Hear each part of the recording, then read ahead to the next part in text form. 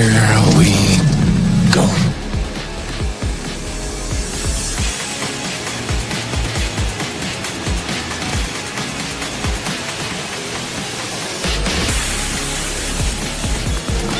Just get those wonderful toys.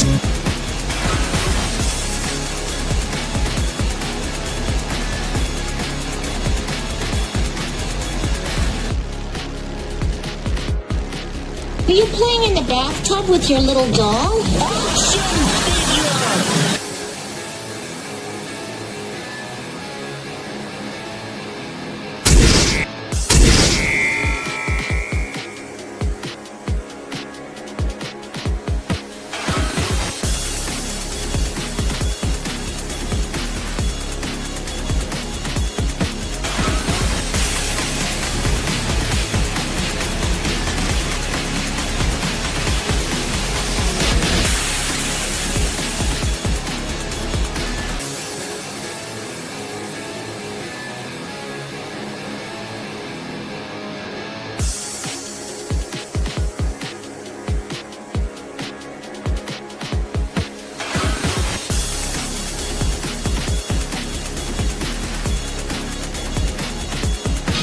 You can do it, Wonder Wheel. I don't want to go through life being a Wonder Wheel murderer.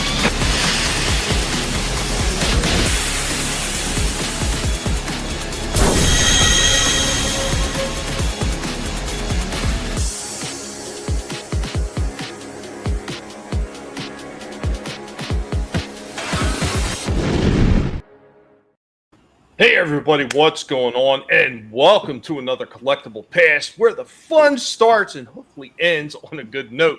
Of course, as always, we're going to be doing a lot of stuff relating to some newer toy lines and, of course, some older ones because I just can't help myself sometimes. Of course, I'm joined by a panel of awesome people right here. We got Vinnie Art. Hey everybody, how we doing tonight? We're hanging in there the best that we can. That's good. Also joined by Slasher McSplitter. What's going on, Slasher? Bringing the upbeat tempo as always. What's up, guys? Good to be back. I thought stuff was going to be a little bit rougher for me this week because of the treatments I'm going through. But no, I'm okay. So. Cool. I'll come back. Hell yeah. Dude, always happy to hear that, man. Hell yeah. Yeah, just remember when those treatments are going, and even if they seem bad, what you got to start doing is, like he said in, I think it was Platoon, you got to start counting backwards or something, man. I don't know. I thought you got to start shooting. Never mind. We're also joined by Shifty. Gizm, what's going on, Shifty? Hey, glad to be here. Hey, buddy, always good to have you too. Yep. Man, you guys are awesome, and everybody is hanging out in the chat. What's going on, everybody? Gap After Dark in the house. What's up, Gap? Keely Chow also in the chat. What up, Keely? RR hanging out there. Got the pig power stuff going on, man. What's going on? RR always DTF also hanging out. What's going on? Always DTF. What's up, man? Good to see all you guys. As always, guys, remember to go ahead and share the links out there. Let everybody know we're going because YouTube and the games, we don't even need to say it anymore. We don't need to get into depth. We just know that they like to play games. So be sure to share links out there. Let everybody know we're going, man, because this is the place where we're going to have some fun and talk about toys like we do every single week. We leave all the drama stuff at the doorstep for all the other people to do the dumb shit that they like to do and feel absolutely miserable and then keep on talking about why they're miserable. But we don't have time for that, man. We're going to have some fun. So, guys, man, a lot of cool stuff that I've been seeing that's coming up, and we'll get into that towards the end of the show like we always do, man. But there's some really exciting stuff that's out there right now. I mean, have you guys seen some of this stuff as well? Or is it just me? There is a lot coming out, and it feels like everything's coming out all at once, too. Have you guys been noticing that? Did you see the turtle van? No, I didn't see that one. No, they're making a new turtle van. Oh, shit. Which company? I don't know. Who's the one who does the retros? The Playmates. That's the it's probably them then, right? Yeah, yeah. Well, you know what I just seen, and it's going to be shown at the end of the toy hunt. We're going to get into it just ever so briefly right now. But I did see that they got a brand new foot tunneler machine. So this is a much larger vehicle, almost like the size of a small playset. It's pretty cool. And The then drill? I That was the drill, right? Yeah, the big drill thing. Yeah. Awesome. They got that for the classics line. And, you know, I know some people said that they don't really care for it, but I seen the re-release of the 6-pack. Dude, I'm digging it, man. There's all kinds of they're the classic figures, but with all kinds of articulation in it. I am digging those things. It's not just a rehash of the classic, it's the classic with an upgrade. So I don't know. I'm So the old one had an action. The old one had like motorized, like the drill was like motorized or something. I never even saw it in person. Yeah, I'm going to be honest. I don't recall the drill vehicle at all, but it must have been out there if they're doing it for the classics line. I know. So I remember the commercials and the pictures for it. Yeah. Always doing good myself. Make a bitch coworker got fired. Yeah, you know, it's always women that cause problems. I've seen that with my wife in all her jobs. Every time she had a problem with a coworker, it's never the guys. Almost never the guys. It's almost always the women. But then again, you do get those guys that are a bit like bitches too. But yeah, that's neither here nor there. Yeah, there's but a lot of yeah, a lot of cool stuff being dropped all at once, like Vinnie said. And yeah, man, I've seen it myself, and stuff I didn't even expect them to be coming out with. So really interesting times. Hopefully everybody gets to a point where we got a little bit more finance. We go out there and pick up a lot of this newer stuff because, man, that shit is cool. What's going on, Curtis, man? I'm working on a plan to rob banks, damn it. I mean, you're not supposed to talk about it. I was talking about video games. That's it, Shifty. Yeah, we're Minecrafting here. We're Minecrafting. But let's go ahead and get started. Maybe some people were wondering why I chose the title Toy Spinouts. Well, my first offering for the night is going to explain exactly why I chose that title.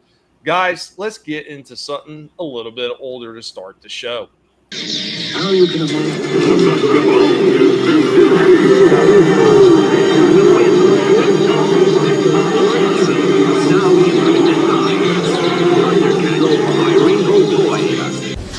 Greetings, humans.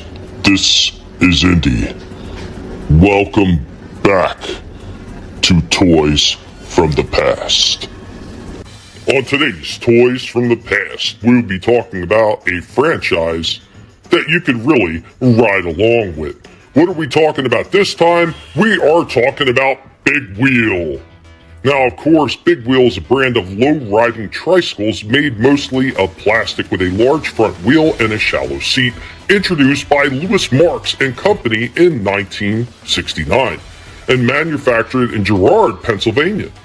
The Big Wheel was a popular toy in the 1970s in the United States, partly because of its low cost and because consumer groups said it was a safer alternative to the traditional tricycle or bicycle.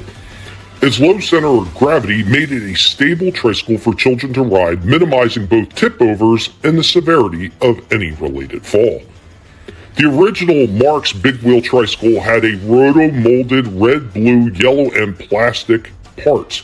Now the seat sits very low to the ground and is adjusted front and back by lining a pair of large pegs in its base, with a desired set of holes molded into the frame. The large front wheel is approximately 16 to 18 inches in height.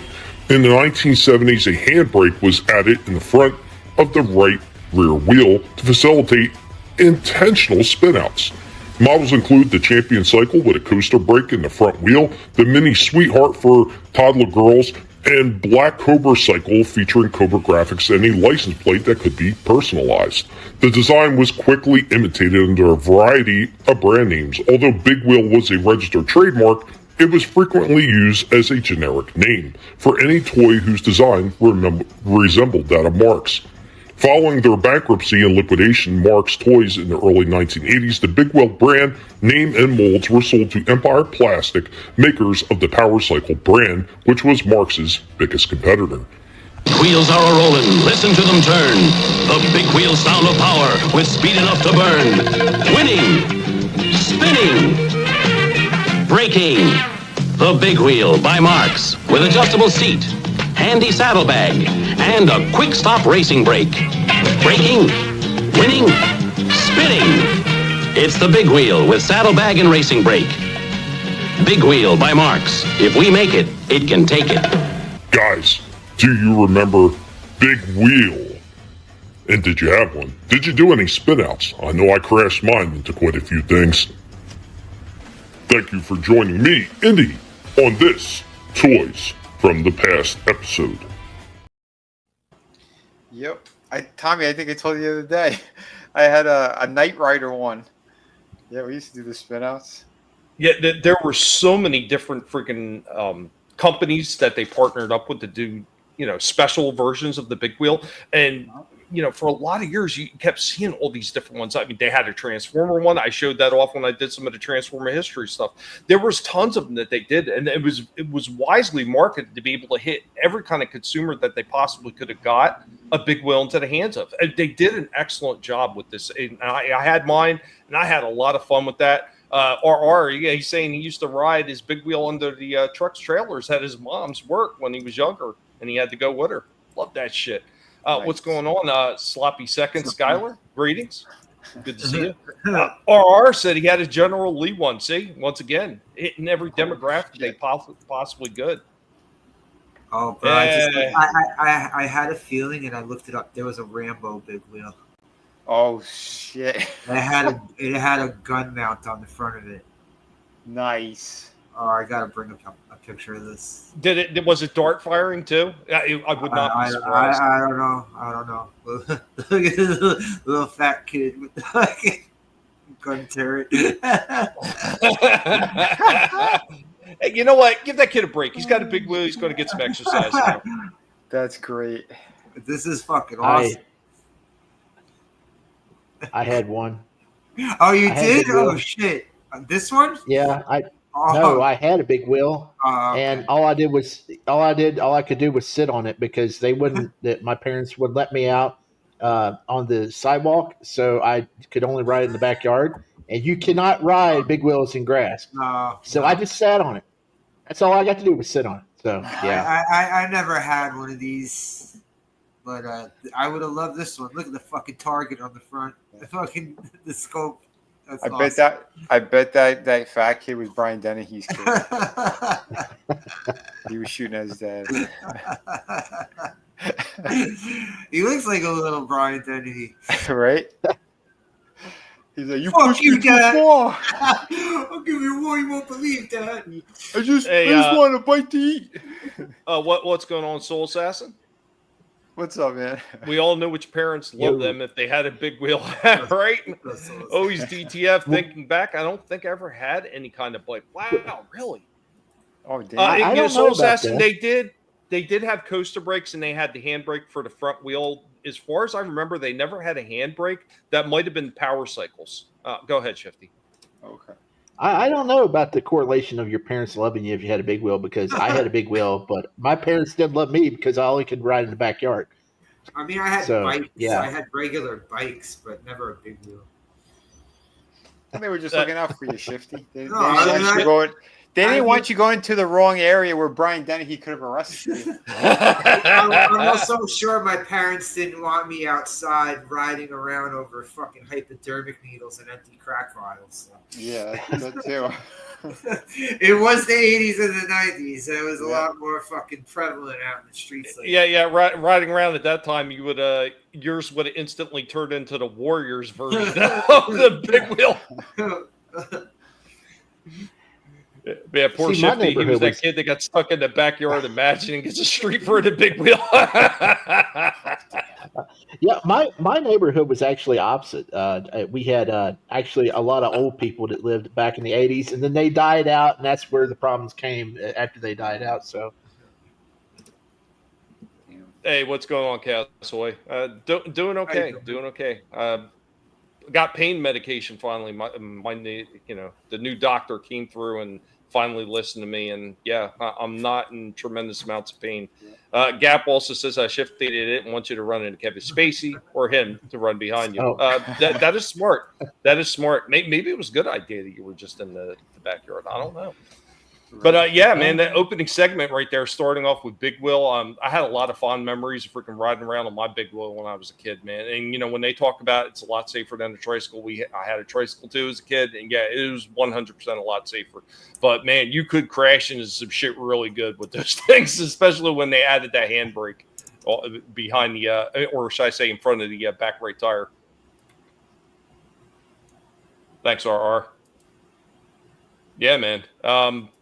As far as that, for the moment, we're gonna step away from that, and we're gonna get into a commercial. We're gonna do toys from bygone era, and then after that, we're gonna come back, and one of these fellas up here are gonna show you something that they have, some more interesting toy stuff. I hope that everybody out there that has joined us in the various different chats on the various different platforms, I hope that you're having a good day.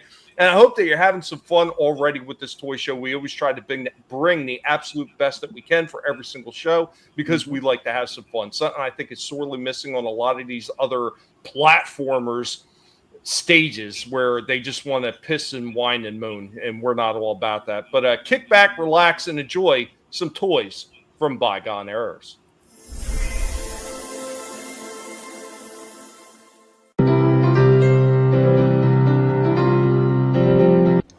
I am your Professor Indy of the Guinea Pig Collective. Welcome to Toys from Bygone Eras. This is a tense moment at the launching base as the huge Atlas missile with the man-carrying Mercury capsule is prepared for the shot. Now, for the first time, this most powerful rocket is to be launched from a railroad car, the new Lionel Mercury capsule launching car. The astronaut is moved to the capsule hatch by the new Lionel cherry picker car. It moves off. The countdown begins. Nearby at the new Lionel heliport, a Navy copter takes off to make the recovery. The countdown proceeds. 4, 3, 2, 1. And the liftoff. The capsule separates and settles gently to Earth by parachute. And you control the action. Remember, boy, you're the boss on land, in the air, and under the sea when you own Lionel trains. Eldon's new Billy Blastoff. Now he walks. That's Billy's The jetpack on Billy's back powers his lunar crawler, runs the space mobile, drives the moon tractor, and makes Billy Blastoff walk. Eldon's Billy Blastoff Space Scout comes with 8 pieces. There's 8 pieces. Billy Blastoff. Now he walks.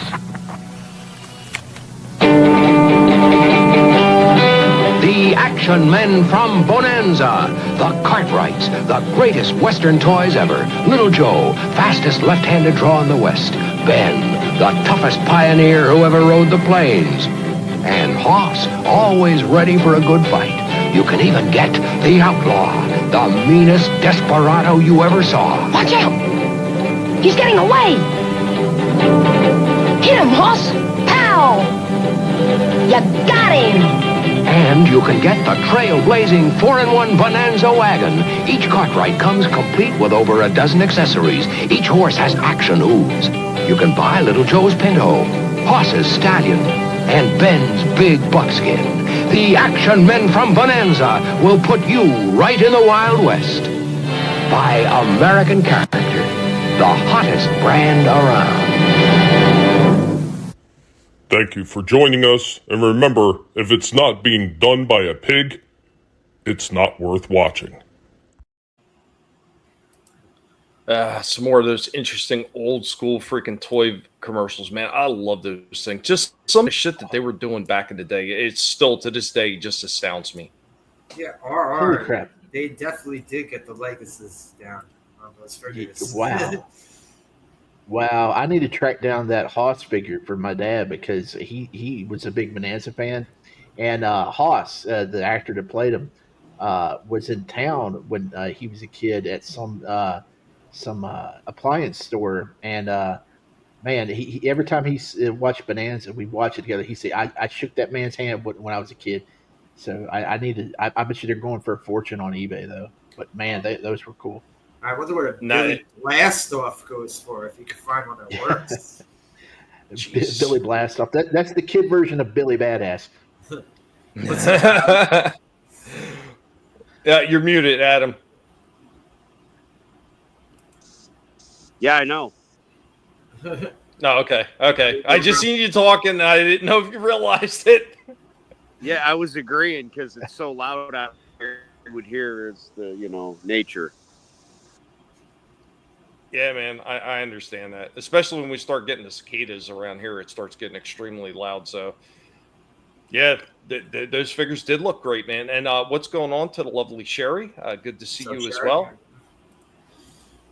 Guys, remember, once again, share the links out there to let everybody know we're going. It's always the games with YouTube. I've been playing these games with them for almost 6 years now, and I would like to say it never gets old, but it's been old for over 5 years. But Vinnie said he would be back in a little bit. Moving on, is anybody else got anything to show, or do you want me to go again? All right, going back to the big wheels thing. Okay, yeah, sure. I found this site that has a whole bunch of fucking big wheels that I've never friggin' seen any commercials or anything. No, not ads and comics for it. Now, of course, we already saw this Rambo one. But they did a mask one. Whoa. I like that the front of it is the freaking car. That's pretty awesome. You ever seen this one, Tommy?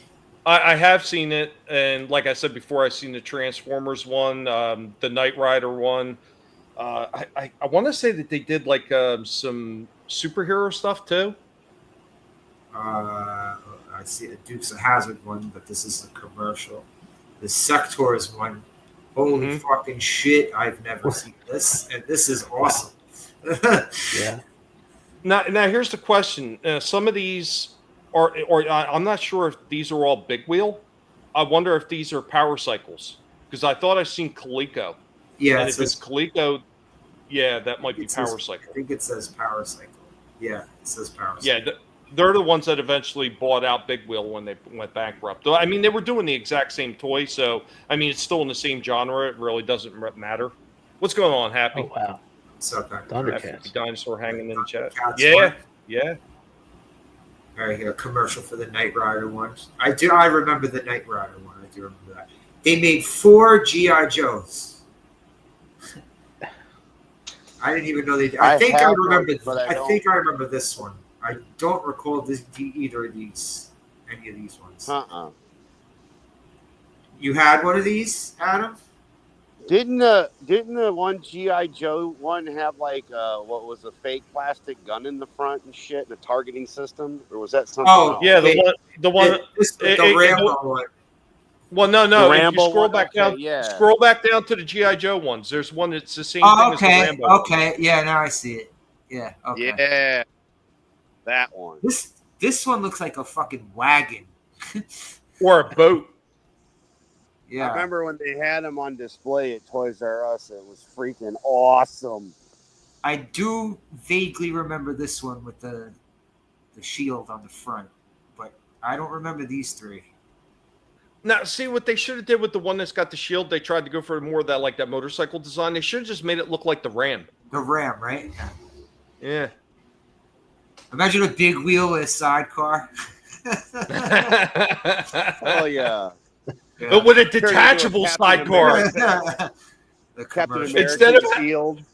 Yeah, right.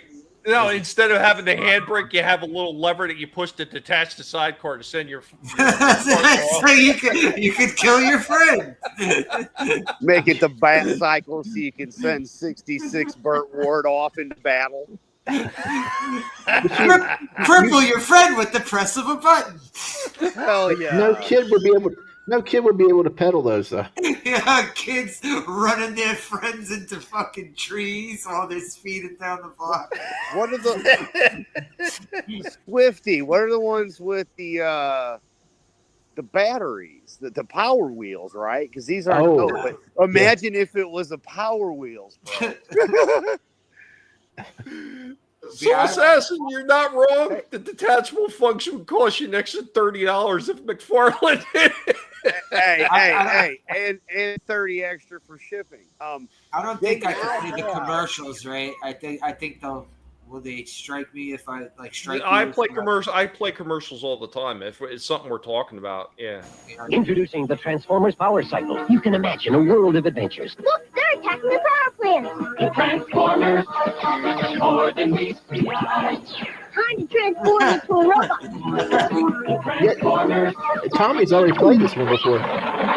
But whistle away. Back to cycle mode. Hey, what kind of wheels he got? More than meets the eye. The Transformers Power Cycle, new from Coleco. Okay, so it transforms from a motorcycle into a motorcycle. Awesome. Right. It's Slimer. Wow. Slimer one. See, that's where they could have made it in. They could have made it into the Power Wheels. It transforms into automatic mode, so you don't got to pedal and shit. I think they had to have had a Power Wheels transformer, right? I know you would know about that, Tommy, right? I don't remember ever seeing one. No. But this Dungeons and Dragons one's pretty cool. I might say the Rambo one, this Dungeons and Dragons one, and the Sectors one. I would buy these as an adult. I mean, I wouldn't try to ride them around and look like a fucking idiot, but these would be like cool, a cool thing to just have around. But Slasher, wait, the Power Wheels. Now, look, if you have kids and you buy Power Wheels, they come with remote control that you get to control. So you literally have a remote control car for your kid and can take it out driving or let it drive. I haven't got to play with one yet, but man, that sounds like I'm like you. I'm like, I just want one to play with in my yard. Give me a Hummer or a Jeep looking one, We'll go send it off into the woods. Yeah, get one of those and just get one of those and have them displayed. Should I play the Knight Rider one, Tommy? Yeah. Hold on 1 second. Happy how the one tricycle will win the war for Cybertron, and Soul Assassin says, "Man, the amount of cocaine that went into that Blake Design commercial writing must have been awesome." Go ahead. The Knight Rider Power Cycle with Kit on a pretend instrument panel. Here he comes. You can pretend Kit is talking, leading you to the enemy. Standing behind the fence. Let's go, Kit. He's gonna pass us. Yeah. The spin out plane. The guy's cool. One more thing. Come on, Turbo. We got him. You're no match for Knight Rider, right, Kit? You don't mess with Knight Rider, motherfucker. Pedal car with a real voice for Kit. Activate the turbo boost. They couldn't afford a theme. They couldn't afford the theme music. What the hell? Right. Yeah, but Slasher, you said you'd like to get one as an adult. Yeah, that would look pretty cool. Like just put over in a corner of a room and then get like a My Pet Monster or something and just have it sitting there. I would I would cripple myself if I just tried to sit in the thing. There's no way I would be able to pedal that shit. Happy says you can ride it to the bar. I can't even go to the bar anymore. So. Dude, I'm just saying, how hilarious would it be? You know how they talk about they're making a lot more of these toys now aimed at the adult collector. How hilarious would it be if they made a big wheel that was adult-sized? Really trying to capture that fucking nostalgia grab for the fucking. Hey, you know what? Robert F. Kennedy. If you listen to me, I know you're always talking about you want to make America fit again right now. This is the way you make older Gen Xers get fit. Make these companies make adult-sized big wheels. All the Gen Xers out there riding around on them. Yeah, I didn't know if any of these commercials were gonna have theme music that would get you popular. Big wheel bike jacks. Oh man, that's great. See, I'm not the only one that's thinking these weird things. You see a drunk David Hasselhoff laying in the yard eating a cheeseburger.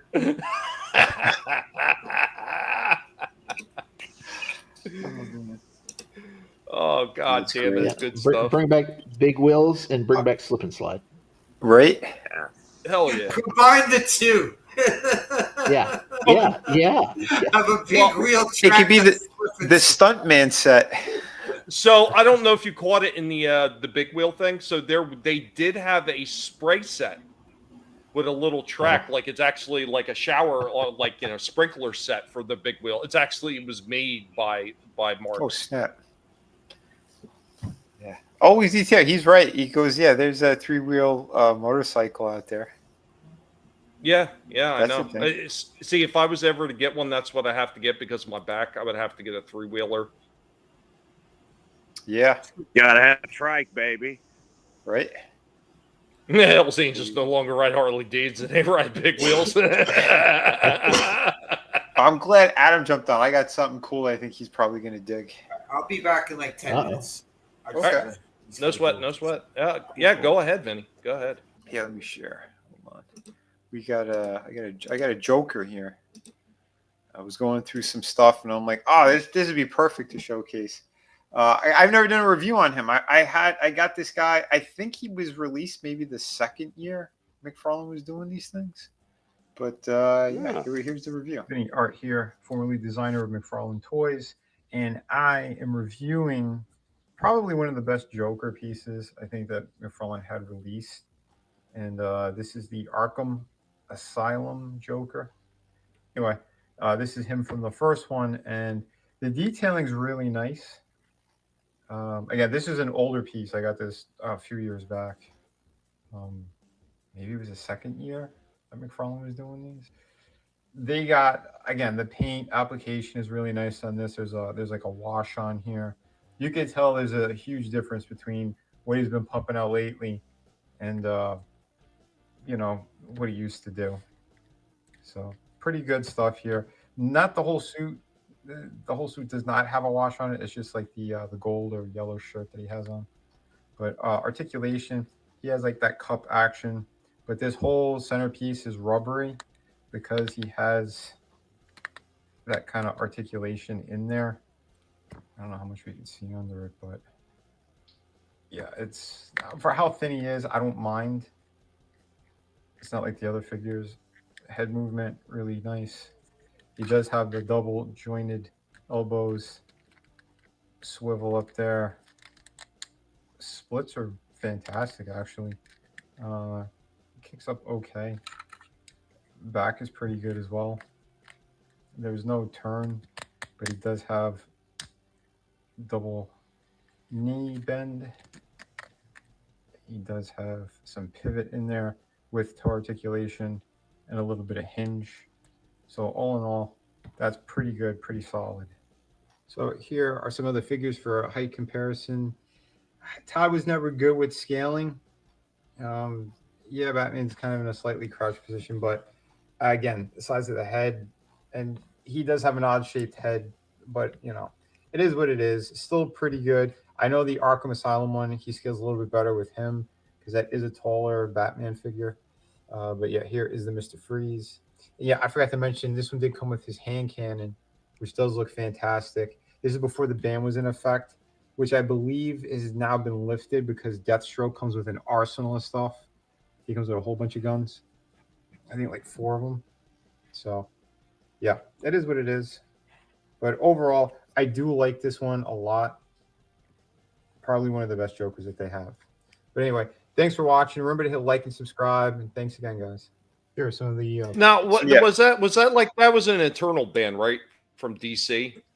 Yeah, I believe it was from them directly because he had released Spawn figures and stuff in the same stores, so same locations, and they had guns and everything. But DC were the ones who were doing that BS. But I will say though, like this Joker, he is more detailed than most of the ones I've seen out there. And like RR was saying too, like they got his wiry frame down, like. He literally is ripped right out of that video game. And I know that the Batman, he is a little bit taller than him too. Like that's the one that's in perfect scale. I know I have him. It just he's more difficult to get to. That's why I didn't get that one out. But they look great together. And to be fair, that's Dick Grayson. That's Dick Grayson Batman, so he's probably a little bit shorter anyway. So well, the Dick Grayson Batman, that's the same body that they've been doing on the Nightfall one, and that's the Nightfall head. So I just swapped them out. But well, I mean, in the comics, he's probably shorter. Yeah. Well, again, this is the one problem that Todd's had throughout the entirety of him doing his figures. He doesn't know scale. Like the Wonder Woman figure, even like the newest ones. I mean, they look great.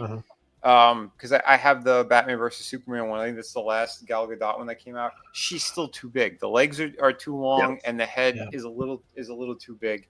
She still looks great. They do look really nice all together, but scaling is off, and he's had this problem. Head sizes as well. Head sizes on some of them with the Shazam Fury of the Gods, that version that he released. He's got a really small head in comparison to like these other figures that he's been releasing recently, even movie ones. So that was a that inconsistency in hands that are not compatible with other other characters. He's been pumping out way too big. Yeah, they're either way too big, way too small. The connection points don't always fit. So you, I got this great figure. I'm gonna dig out one of my older ones and see if I could swap hands. It's not going to really work. And don't forget always putting short neck pegs in figures that actually need them. Like all those Supermans that it makes the jaws look really fat. He should have put long neck pegs in like every figure. Yep. But yeah, that comes down to QC stuff, and like if there were in-house people, they could do that, because that's something I would have done too. I've been like, this peg joint, it's too small. It needs to be a little bit longer. You contact China and you get this thing's kind of resolved. And well, I mean, it doesn't just stop with McFarlane. A lot of these companies, I've said over and over again with some of these newer Transformers, even stuff they were doing like the Kingdom line and everything, where they've got ball joints in the heads, but they set the ball joint peg attachment so low to the body that you get zero movement out of the heads. A lot of these companies doing, like, it's not just McFarlane, it's Hasbro, it's Mattel, it's a lot of them. I don't know how they don't take a look at these figures, because they just pump out these designs, they just create it, they throw it out on the shelf. Well, it's selling, good enough. No, it's not good enough. You should be giving everybody their money's worth. You should be making these people want to get excited and come back and get more figures. For sure. Instead, you're doing lackluster approach to this. No overall quality control, or even like checking out the products yourself, like having somebody sit down and put the figure through the ringer, through different poses and everything like that. Absolutely. See what the takeaways are. That's what they should be doing. They just don't anymore. And then here's another point too, because here's something that, McFarlane, he's releasing like the classic Mortal Kombats now. A lot of people are going to want to swap out some parts. They're going to want to switch hands and heads on some of these characters to see if they could create a certain look, or even the customizers. You got to think about everything, because that's part of it. It's what, like, the playability of these things, right? Because a lot of people, we open them up, we review them, we pose them, we have them on shelves. A lot of people even do these huge diorama kind of like fight scenes and stuff. Like, that stuff's pretty cool. People who love photography, they get into that for that reason too. There's many reasons why people like to collect, but if you have stuff, if you have these waves of figures, you want parts and pieces to be compatible with one another. Jada, there's another good example. Like, you have a lot of their stuff, like the Street Fighter things, you could swap out a lot of parts, Try to think of that. G.I. Joe, a lot of Marvel Legends, not all of them, but they're more like 85-90% compatible between other stuff. McFarlane, you got like maybe a 10 to 15% chance of compatibility between certain figures, unless it's like the Superman ones where they use the same mold, but they have the same hands anyway. I don't know, but you know what I'm saying. Something they need to do, Mattel needs to do when they take over. They need to make the capes easier to take off.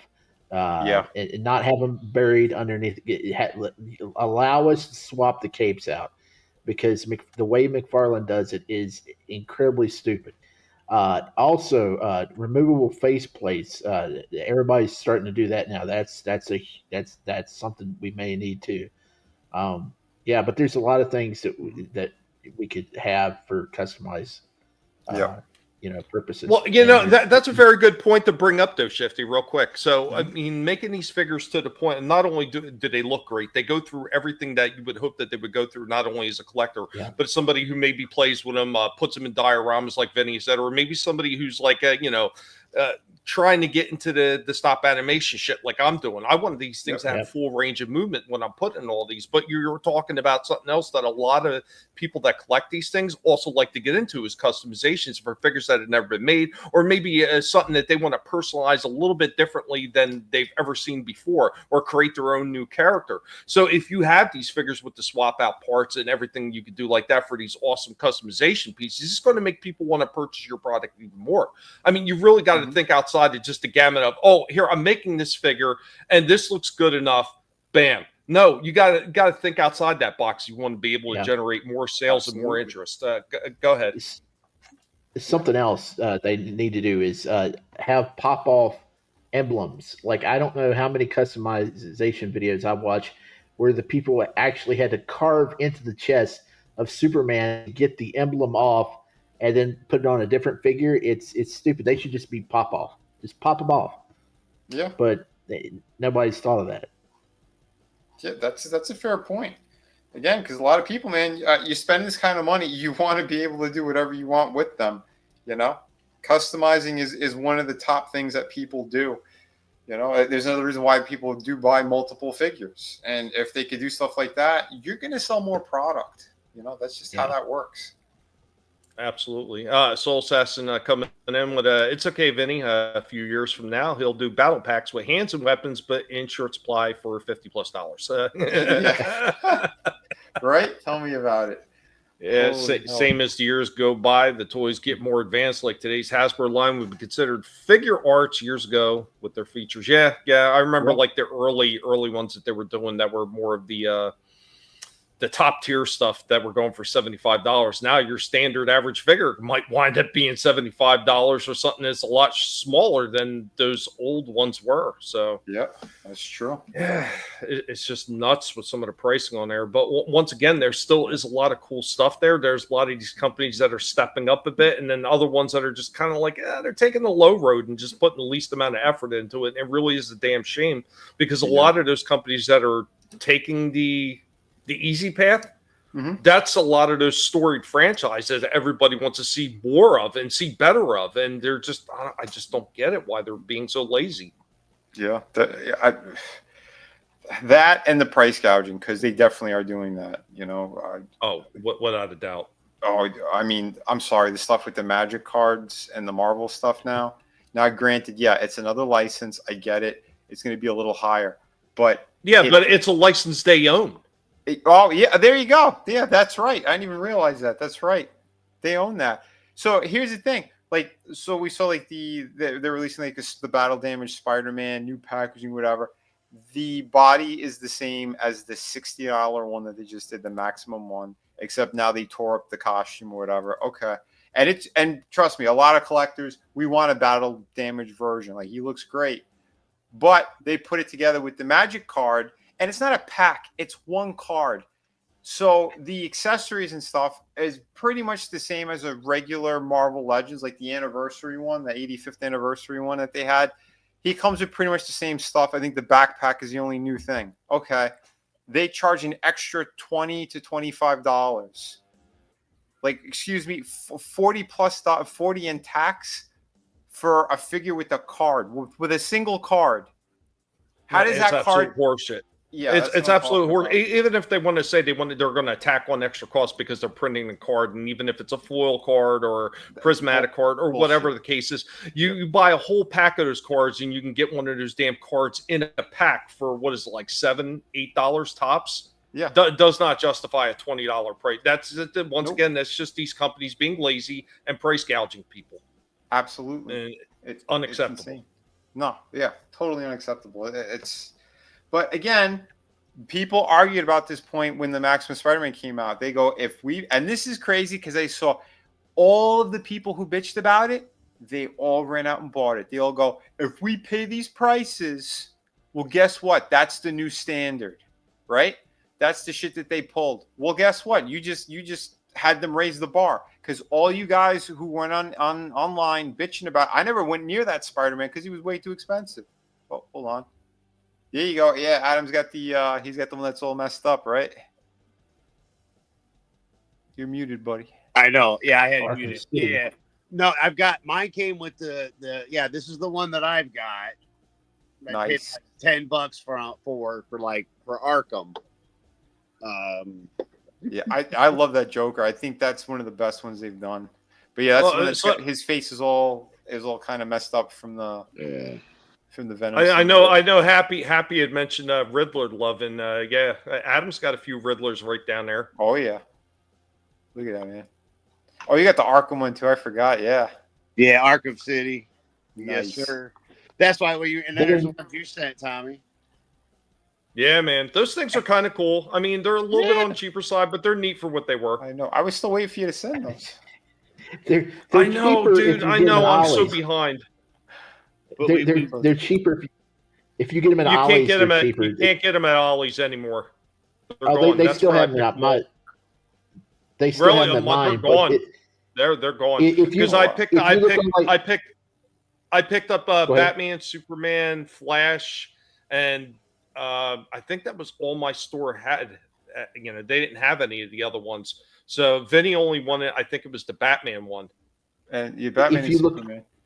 And Superman, yeah. So I have both of them. If you look on Target's website, those things are like $27. Yep. Oh shit. Yeah. But yeah, here we go. The party has changed a little. People have moved around, but yeah, I still think it's a happening right there in the corner. It's just happening over there in the corner. Everybody's happy. What can I say? It's a heck of a room. I've got some cool stuff. There you go, Adam. Soul Assassin says Shaw Man needs to have the 60s Batman theme whenever he appears when someone says no Shaw Man. Or have the spinning logo. Oh yeah. Yeah. You grab the record and spin the record. You got it right there. Exactly. Oh shit. Hey, speaking of Riddler, there's a new one coming out for Hush, so you may want to look into that. Oh snap! With the Jim Lee one. Sweet. Yeah, man, beautiful stuff. Oh yeah. Well, when you've got some cool stuff to share, you've got some cool stuff to share. So far, Kane has decided to stop committing wall-aside and falling off the wall. That's kind of annoying. I got my butt kicked by the rock belt. It fell down and broke my shin open. That was fun. Oh man. But yeah, here we go. And then with the lights. Now here you go. How cool is that? Who doesn't want to hang out here? So that's my office. This is my bat cave, if you will.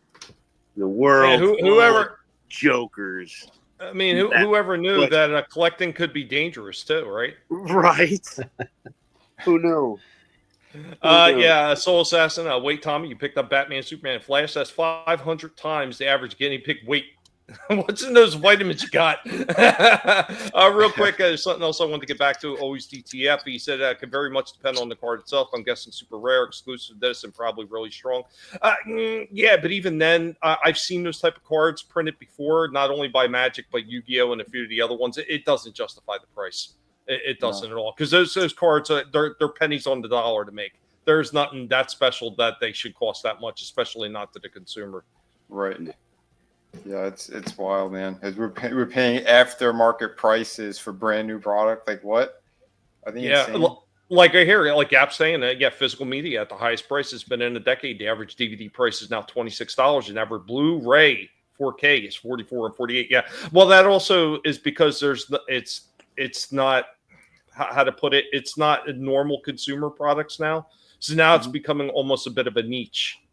So there's few stores that are actually stocking. I know all my Targets completely stopped carrying them. Most of the Walmarts don't really carry shit anymore either. No, so it's just DVDs is what I'm seeing. It's rare if you find Blu-ray. Yeah, what is it? Barnes and Nobles is still carrying it, and I think there's like one other place, but other than that, that's really about it. If you could find an FYE, I heard that they still have some. Well, yeah, FYE is known for their DVDs and stuff like that. But I mean, I'm sure that they're never going to get out of it because that's their bread and butter, being able to sell not only, whatever new ones they can get, but a lot of the older stuff that people bring in to trade. So, yeah, that's crazy. light your candles and tribute to Vinnie, Bionic Pig. Yeah, it is a bit of a ripoff. Yeah, vinyl records is still a hot thing now. Target still has tons of vinyl records. It's crazy. But yeah, go ahead, Vinnie. Yeah, you don't gotta light a candle for me. You can send me money. I'll take that. Thanks, guys. Send me your Send me cash. So, yeah, I saw this in stores. Like, there's no way I was gonna buy it, but he looked fantastic, though. It looks really good. He's a lot bigger than I thought he'd be. Here's like I thought it was 12 inches, maybe 10 inches. That Spider-Man that McFarlane had the statues. He was bigger than him. So yeah, that Game Reverse one, it's a pretty massive Venom figure. So if you are looking for him, yeah, I saw this one in a comic shop, but nice. You know, it looks really good. Yeah, he does look fantastic though. I like that they got the different joints going on there. Send the pogs. No. Oh, send the pigs. Okay, I was like pogs. Oh God, I remember those things. Those little cardboard circular cutout things. Yeah. Somebody mentioned that the other day. Who the hell said that? Someone was asked if we done pogs before. I'm like, I don't think so. Tommy, you gotta do it on one of the. Oh, and Toys from the Past. I don't remember if I did it on Going Old School or whatever, but I did mention them before because we still have a few of them somewhere. Yeah, I know, typo error, but that is kind of funny. I thought you meant pogs. I was like, that's kind of hilarious. There you go, Vinny. That could be an add-on for your comic. A pog. A pog. Who's going to make them for me? How do you... Pog tier. Who's doing them? Who's going to volunteer to help me with that? I'm going to need help with the marketing on this new campaign. Because, man, the pages are looking sick. I'm going to give you guys an update, I think, this week. Yeah, oh, man. Don't worry, folks. It's coming. But, yeah, it's a beautiful thing. Slasher's back. Hey, Slasher. Welcome back, buddy. All right. So I got another one here for you. I got a toy show off, digging into some of the stuff in the crates. Always a fun time digging into a lot of this stuff. You got something? No, wait. Before you go into that, so is insane fucking coincidence. Insane of like the conversation we had just before I had to drop for a bit. So you're talking about adult size like kids vehicles and shit. Yeah. So I step outside for a minute, and there's these two teenage dudes, riding up and down the block. One of them is on one of those razor scooters and shit. Yeah. And the other one is legit riding up and down the block in a fucking Barbie big wheel Jeep. In one of those fucking Hot Wheel Jeep. It's a dude. These are dudes. Oh my god. That's hilarious. Now, where did we go wrong, and how can we go back to fix it? Drugs. Dude, you know what? I think stuff like that is hysterical. I really don't have much of a problem with it. The one thing I always hated is when they did. You remember those little crotch rocket bikes that they were making? The mini those things I couldn't stand. Yeah, I hated those things, man, because they're like uber dangerous. I mean, not really. I don't care about the person riding them. They want to trash themselves. They go right ahead, but it's the hazard they cause everybody else around them riding those stupid like things. the ninjas. I don't know, man. Yeah, mini ninjas, basically. Yeah. I don't think like when a dude has like a Barbie obsession, I don't find it funny or cute or anything. I think it's fucking ridiculous. Same thing with the bronies there. It's like, what are you, fucking Smithers from The Simpsons? Malibu Stacy's got a new hat! We know what's wrong with that guy. Certain Island. Oh, man. All right, guys, here you go. A bit of a toy show off. I'm going to be honest. This is something newer. It's not something older. So it's kind of leaning on the back of some of the other stuff that I showed off when I was showing like DC stuff recently. So it's kind of in that same vein. So here we go with our toy show off. We are the Guinea Pig Collective. All will be assimilated. Resistance is futile.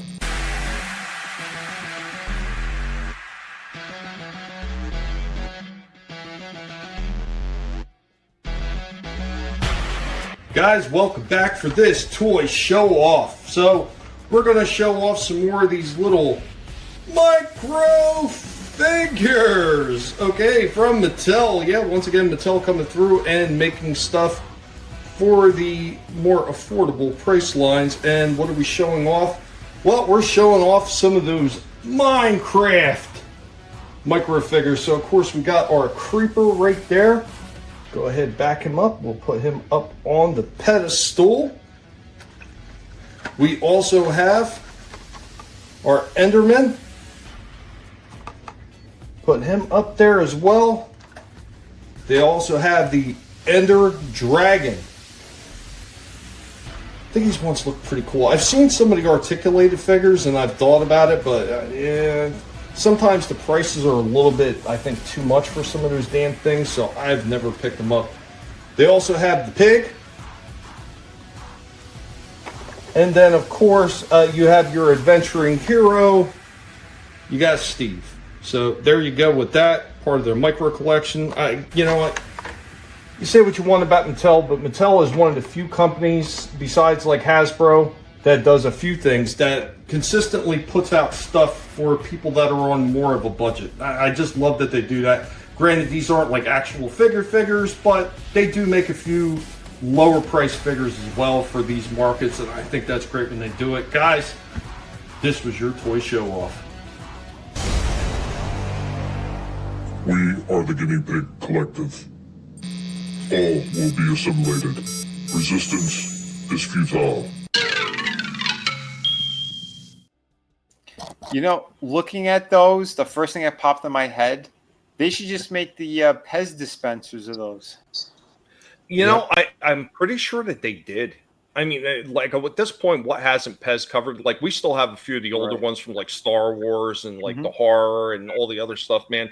That's one thing Pez has never skipped out. They try to hit every single franchise that is available out there. Yeah. Little Steve's.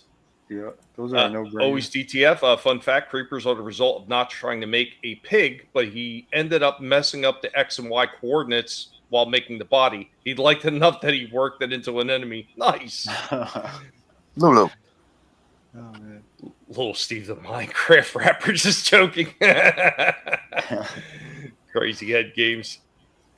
Yeah, I pick up some oddball stuff. I mean, every once in a while, you still, you know, just the cure to boredom. If nothing else is going on, I'm not sitting at a computer creating. Like, I might just pop on the Minecraft and play it for a little bit. I mean, it's just, you know, brain turn off fun, and I've mentioned that a few times. Yeah, we've all got stuff like that. We've games and shit, stuff we enjoy. Especially when I go on the streaming service and I see absolutely nothing new and nothing I want to watch, and I've already watched some of the old movies to ad nauseum. You know, it's okay. Well, let's just do this then to kill some time. Yeah. What up, Johnny? Man, good to see you. Dude, what's up, man? Hey, you missed it, man. We started off the show with big wheels, Johnny. Did you have a big wheel? I wanted to try to open up a poll to see how many people had big wheels, but I couldn't seem to freaking open on YouTube, and it's everything started freezing up. Like most of that presentation that just played, it was still framed for me. It didn't start playing to the very end. Oh, you had a big wheel too? Very cool. Very cool. Awesome. Yeah, Slasher brought up the thing with Coleco, which was Power Wheels, which was Big Wheel's rival. And they're the ones that did Knight Rider, Rambo, Transformers, Mask. They were the ones that were hitting all that. I thought Big Wheel was doing it too. Apparently it was Coleco in the Power Wheels. I forgot that Coleco was doing those too. And Coleco had their hand in everything. Yeah, they did. Yeah. Of course, he had a Big Wheel. I got another Tord. Should I whip this one out? Go ahead. This one, this one I got for retail, which was kind of a miracle too. Even though it's not the one specifically I wanted, but here's Shazam. Everybody, this is Vinnie Art. The lead designer of McFarlane. You get the signed one. And I am reviewing the Shazam figure, the Page Puncher. No, it's not the one that's going for $250, but I did find this one at retail. This is the Platinum Edition one. I would have really liked to have the other one, but it's way too expensive. No way in hell would I pay that much either for it. No, not at all. But this one, I think I could probably paint the lightning bolt on his chest and do the belt all yellow. His sticker. And to make like a classic Okay. Shazam. But What the hell? either way, I think that this one design? looks really good. Yeah, I don't remember this It's design. like a 1970s thing. I don't know. That I have no idea. I'd have to look it up. But why would you do this? Like, I get tired. Tord is just. Anyway, let's get back to before I start cursing him out. It's essentially the same figure with a couple of little changes. Obviously, he doesn't have a lightning bolt, but yeah. So I'm gonna do a nice review on this one. I do love the character. That's why I wanted it. I like the face sculpt. I think they captured Dan Moore's artwork very well. So yeah, so let's open this guy up. So here's Shazam out of the package. This is DC's Captain Marvel. And I think he looks really good. He comes with the set of hands. He comes with the trading card. Which, whatever, don't really care about that. And of course, the comic book with Dan Moore's artwork and Alejandro Sanchez. It's fantastic colors. Beautiful, beautiful book. I might actually do a full review on. I have the first, I think, 6 issues of this. But yeah, Dan's work is just incredible if you haven't seen it before. Really awesome stuff. But yeah, let's get to the figure. And yeah, I think the likeness is incredible. I think he really captured his artwork, but also having like that kind of old school look with the more squinty eyes. Again, the body's super cool. They did a great job because it is the Superman. A couple of things to note with this figure. You do have to put this part on him. This is all wired. This kind of like lapel thing, whatever. The cape, it is wired all the way around. So that's pretty good. The thing I don't like is the red wrist pegs. Why do you do that? You know, Yeah, they did the same thing with good. that Deadshot figure I have. Good. Yeah, footage I as don't well. understand that. Again, you know the other points of articulation on him if you have the Superman figure. And yeah, I think the colors and everything really, they work well. They really do. I just wish I had the other version, but it's okay. Like I said, I might paint it myself. But either way, this is phenomenal if you haven't seen them before. Yeah, go get them. Here's my Chris Reeves version now. So yeah. Don't forget to hit like and subscribe. I'll catch you later, guys. Yeah, again. So, real quick, Vinny. So for Captain Marvel, before DC had taken over, it was originally created in 1940 by Fawcett Comics. Mm-hmm. And I had to double check the images on that, and no, he had the lightning bolt on the original Fawcett Comics before DC. Yeah. So where they're coming up with the sun design is kind of beyond me. Like it might have been like a one-off. It has a very 70s look to it. Yeah, it kind of does. But and that's the only big difference. It's the sash belt that he has. They made it black instead of yellow or gold. Yeah, the lightning bolt. Those are the changes. So they could have given him just the regular, because now the way they do the lightning bolt on Shazam, it's white and they have the border on it. It used to be just the yellow lightning bolt. Yep, right. And it was a little bit smaller than what they do it now. They made it a lot wider. So they should have just did that design. Yeah, that would have been cool. What? Curtis says Kazam and Steel are both more powerful than Shazam. No, they're not, Curtis. Good joke, though. Good joke. That was funny. Well, and here's the thing, too, because Captain Marvel, he came out before Superman. And no, he didn't. I thought he did. No, yeah, he did. He came out in 1940. No, he didn't. Yeah, Superman came out in 1938. Oh, was it 38? I thought it was like 41 or something. Well, no, it was 38. The one thing I know for a fact is Captain Marvel was outselling the shit out of Superman. Yeah. That's when they acquired them. What is it, Wiz Comics or something? They acquired them and then buried Captain Marvel for a number of years. Yeah, Superman 1938. Yep. Okay. What's up, Spike 220? What's up, man? It's from a Superman issue. Unofficial crossover before they finally crossed over. Oh, okay. Yeah, I don't understand why they would make that version. But all right. Remember how you said you had the Shazam superpower figure back in the day? Yep. Yeah, like I want to try and see what the design looked like on that one.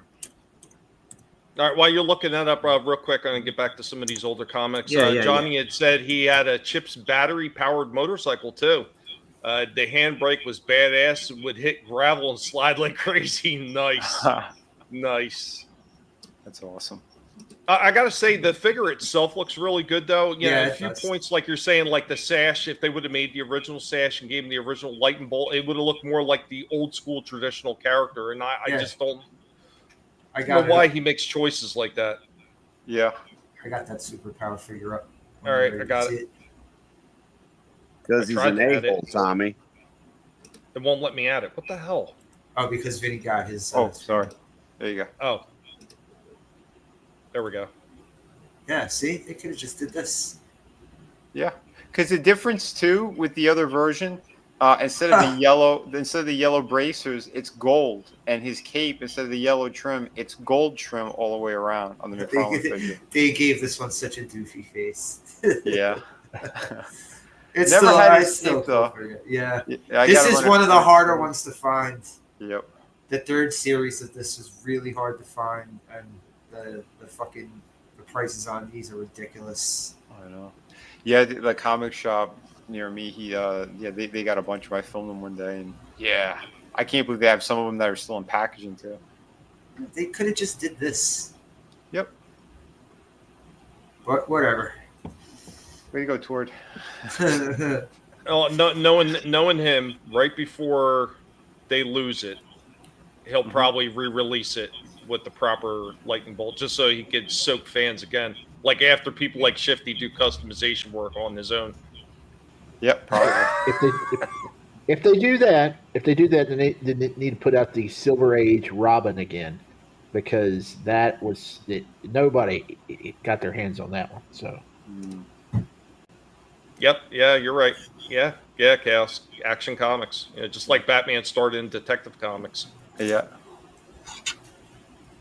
Yeah. Spike says the rights weren't I guess locked down at that point after the lawsuit. Mm-hmm. So. Yeah. It makes sense, but at the same time, I mean, we're talking about shit now. There's just no excuse for it. Tord is just ridiculous.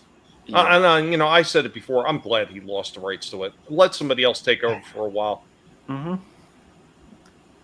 Guy irritates me.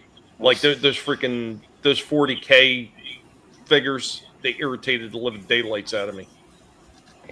Well, you say that, but I was walking through Walmart the other day and I saw something. I'm not a huge Punisher fan, but he put out that $50 statue of Punisher that just came out, and it looks awesome. Oh, it does. The Jim Lee statue? Yeah. Yeah, I showed it on.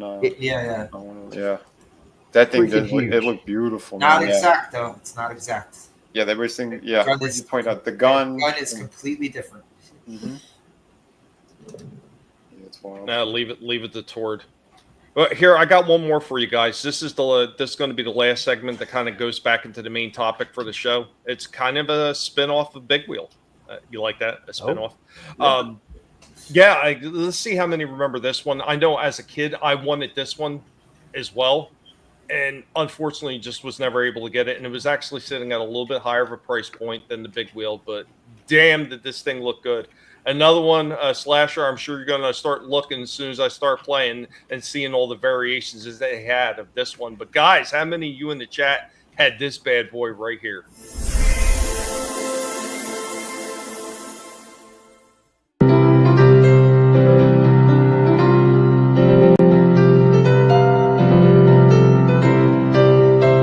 Welcome, one and all. I am your Professor Indy of the Guinea Pig Collective. And now, we are going to get into some toy history. On today's toy history lesson, we'll be talking a company to help many to get their ride on. We are talking about Mark's Toys. Now, we already had talked about the Big Wheel that came out in 1969 and found great commercial success that exaggerated tricycle with a lower center of gravity and all plastic, being very affordable for parents to buy for their kids.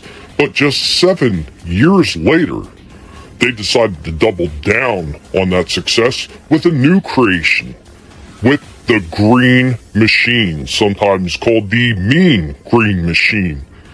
Now, overall, this was very similar to the big wheel in that it was a tricycle with a large wheel up in the front, 2 wheels in the back, and a little bit lower of a seat than the front wheel. What made this thing that much different is where most of these similarities take a very sharp right turn. So the Green Machine, first off, had a much lower center of gravity than the big wheel did. This made the Green Machine much less likely to tip over. Not to say it wasn't impossible, but just like the big wheel, it still was probable. Another thing that was a little bit different about the Green Machine is the fact that the wheels were set much further apart than the big wheel, and that they were now the way that you change direction with the vehicle. So the big wheel had a big front handlebar and you turn the front wheel. The Green Machine had rear wheels that turn via levers up towards the front of the Green Machine, much like tank controls. This is how you steered the Green Machine. This is what made it so much different and so much more unique than the big wheel.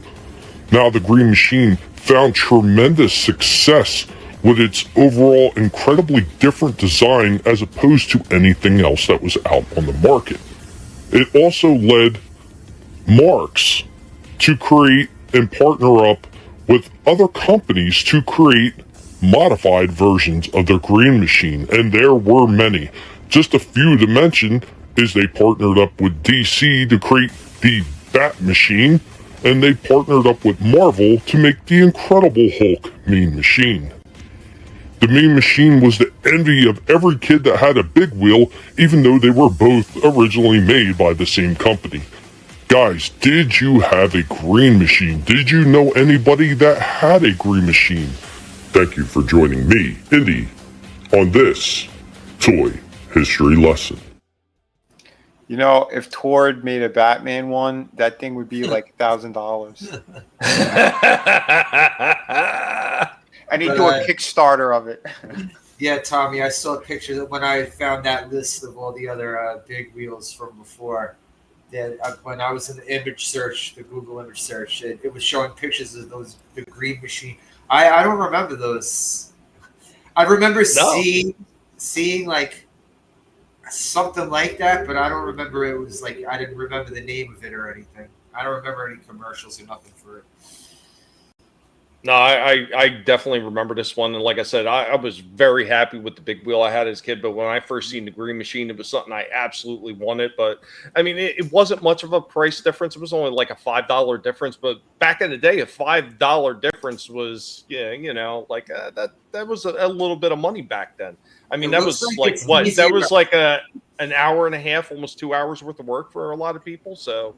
It looks like it's easier to hurt yourself on one of those. Well, I mean, it's more stable though. Like I said, it's lower to the ground. The back wheels are spread that much further apart, so the tip over is even more or less likely than it was on a big wheel. But there's like no back to it though, right? There's no like backrest. Like. Well, it had a seat just like the big wheel. I mean, all that was basically the same. Yeah. I thought I saw there was like barely any fucking seat on that. No, it was roughly the same. That little bucket seat that the big wheel had. It's the same thing. Nobody, huh? Nobody. I mean, the only person I seen was RR said his friend had a Green Machine. I mean, I thought those things were awesome. I don't know. There might have been kids in the area that had it, but I just wasn't paying attention at all. I know I've heard of them and I've seen a commercial, but some of these, the back seat, that's really freaking low.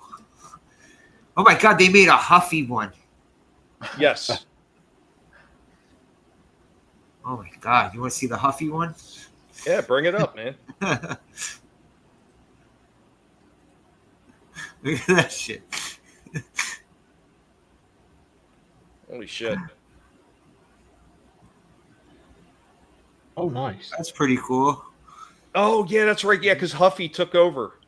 Yeah. Yeah, Huffy took over. And here's the thing about Huffy. They were going around saying that they were the originators of the Green Machine.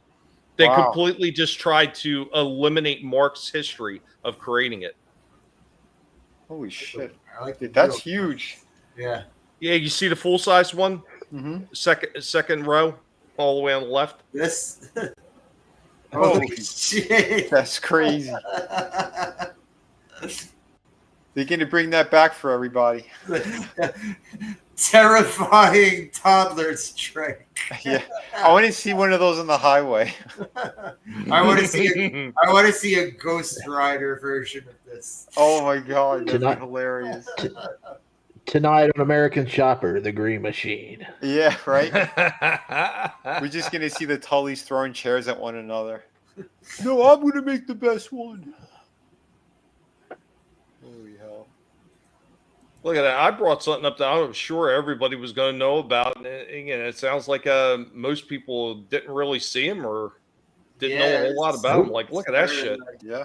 The pig has struck again. Yeah, you have. I love that shit, man. Love it. Does anybody else have anything? I got some stuff. Let me link it here. Let's see. Stand back. Shifty's going to whip it out. Let's see.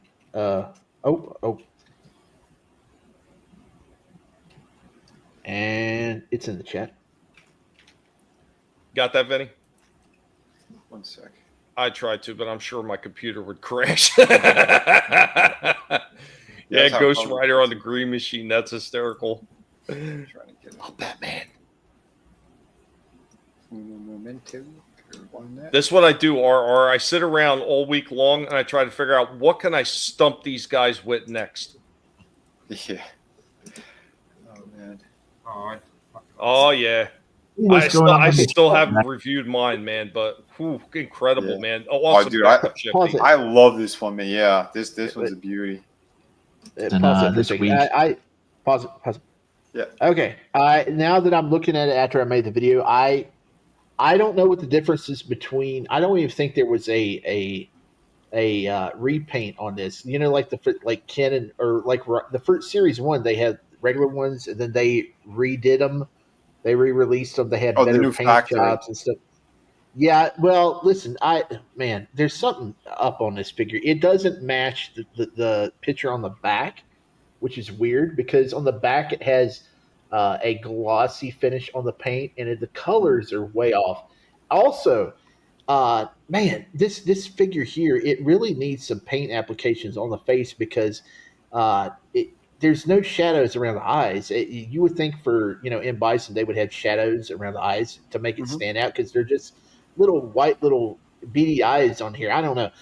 This is the first figure out of the Street Fighter line now that I'm looking at it that I have kind of minor gripes about, but he still looks fantastic, and I got him for a good price too. So, that's good. I got OM Bison here for $20 on Amazon. They had him pretty low, and it's a good thing. Hey, if you hear that noise, it's my dishwasher draining in the background. But hey, M Bison $20 on Amazon, and they have an option you really need to make sure you check off if you buy collectibles or anything. They wanted to ship this in its own package.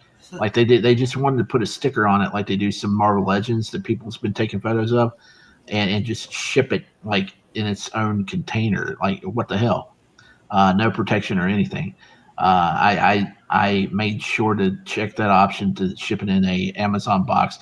Of course, I had some other stuff I ordered too, so it was well packed, thankfully. But I don't know. Even if it was shipped in its own container, I think maybe it would arrive pretty decently because these are real sturdy boxes. Jada puts them in. Unlike my NECA figure, Amazon had these on sale again. Best Buy for Amazon. Man, $15. This is a $35 figure, They had it on sale for $15, and I had a gift card, so it brought it down to $11 shipped. And that's the crazy thing. Usually you got to have $35 worth of stuff to get free shipping. Well, they're counting the original price, not the sale price. So this was free shipping on that figure for $15, and I got it for $11. Crazy stuff. But they shipped this in an envelope, big old envelope, and the box got crushed. And I had this.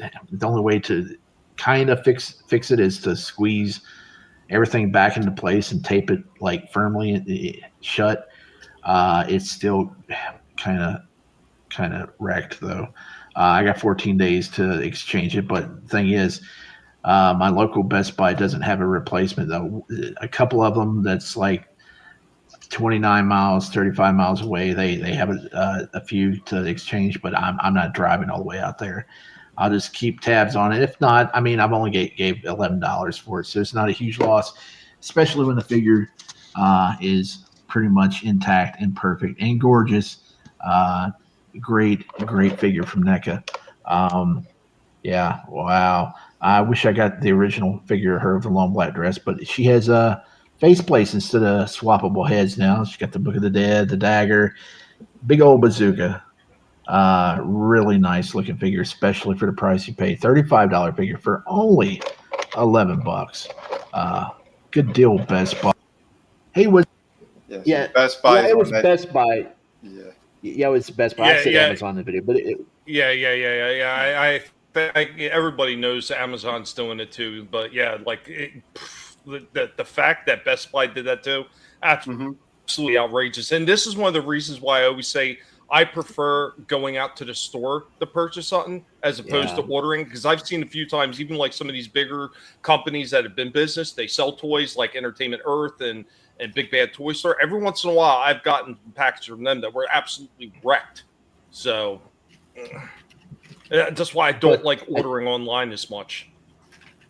But man, this figure it's so nice. I mean, I like I said, I wish I had got the original when it came out, and I just never bit the bullet on it. But for $11, man, I don't know what's up with Best Buy and NECA right now, because they're doing a sale every month where things are like half price. They had both of the two main characters of Gargoyles for $30, and that's like a $60-$70 set. I think you got it, Vinny, didn't you? Yep. Yeah, I mean, what the crap? And if they keep doing these, like in Halloween when they reissue the Universal Monsters, because they reissue them every year, man, you need to watch out. And I'm going to be pissed if they had the Creature from Black Lagoon available for like $15, because I paid almost $40 for mine. So, yeah. Shifty's going to be knocking over aisles and kicking things. And I hear you, man. Well, and that's the thing too. Even that Gargoyle set. When I got it for around 30 something, and then next time I went, it went back up to like around 50. It was still discounted, but not as extreme.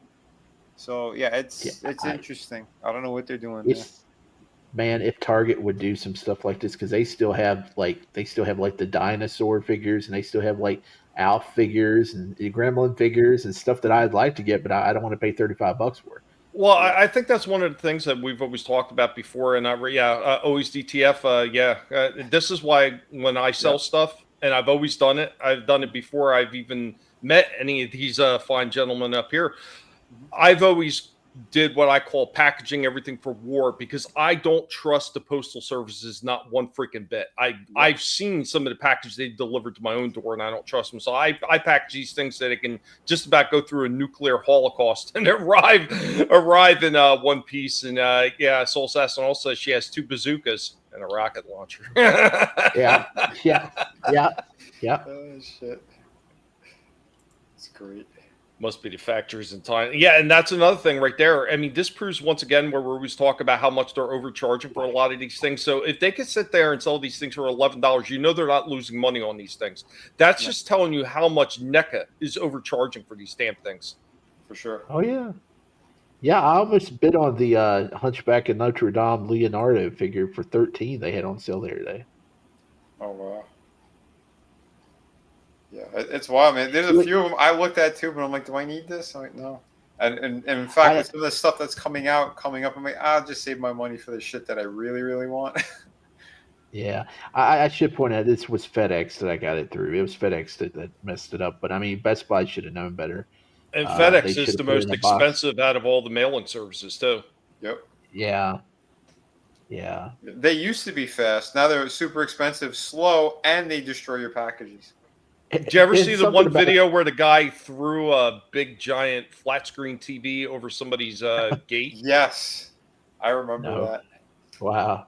Yep. Yeah, I'm definitely going to keep this figure, even if it's the package is messed up, because apparently I've been reading some forum posts that you'll get hit up with a restocking fee if you try to return stuff at Best Buy in terms of collectibles.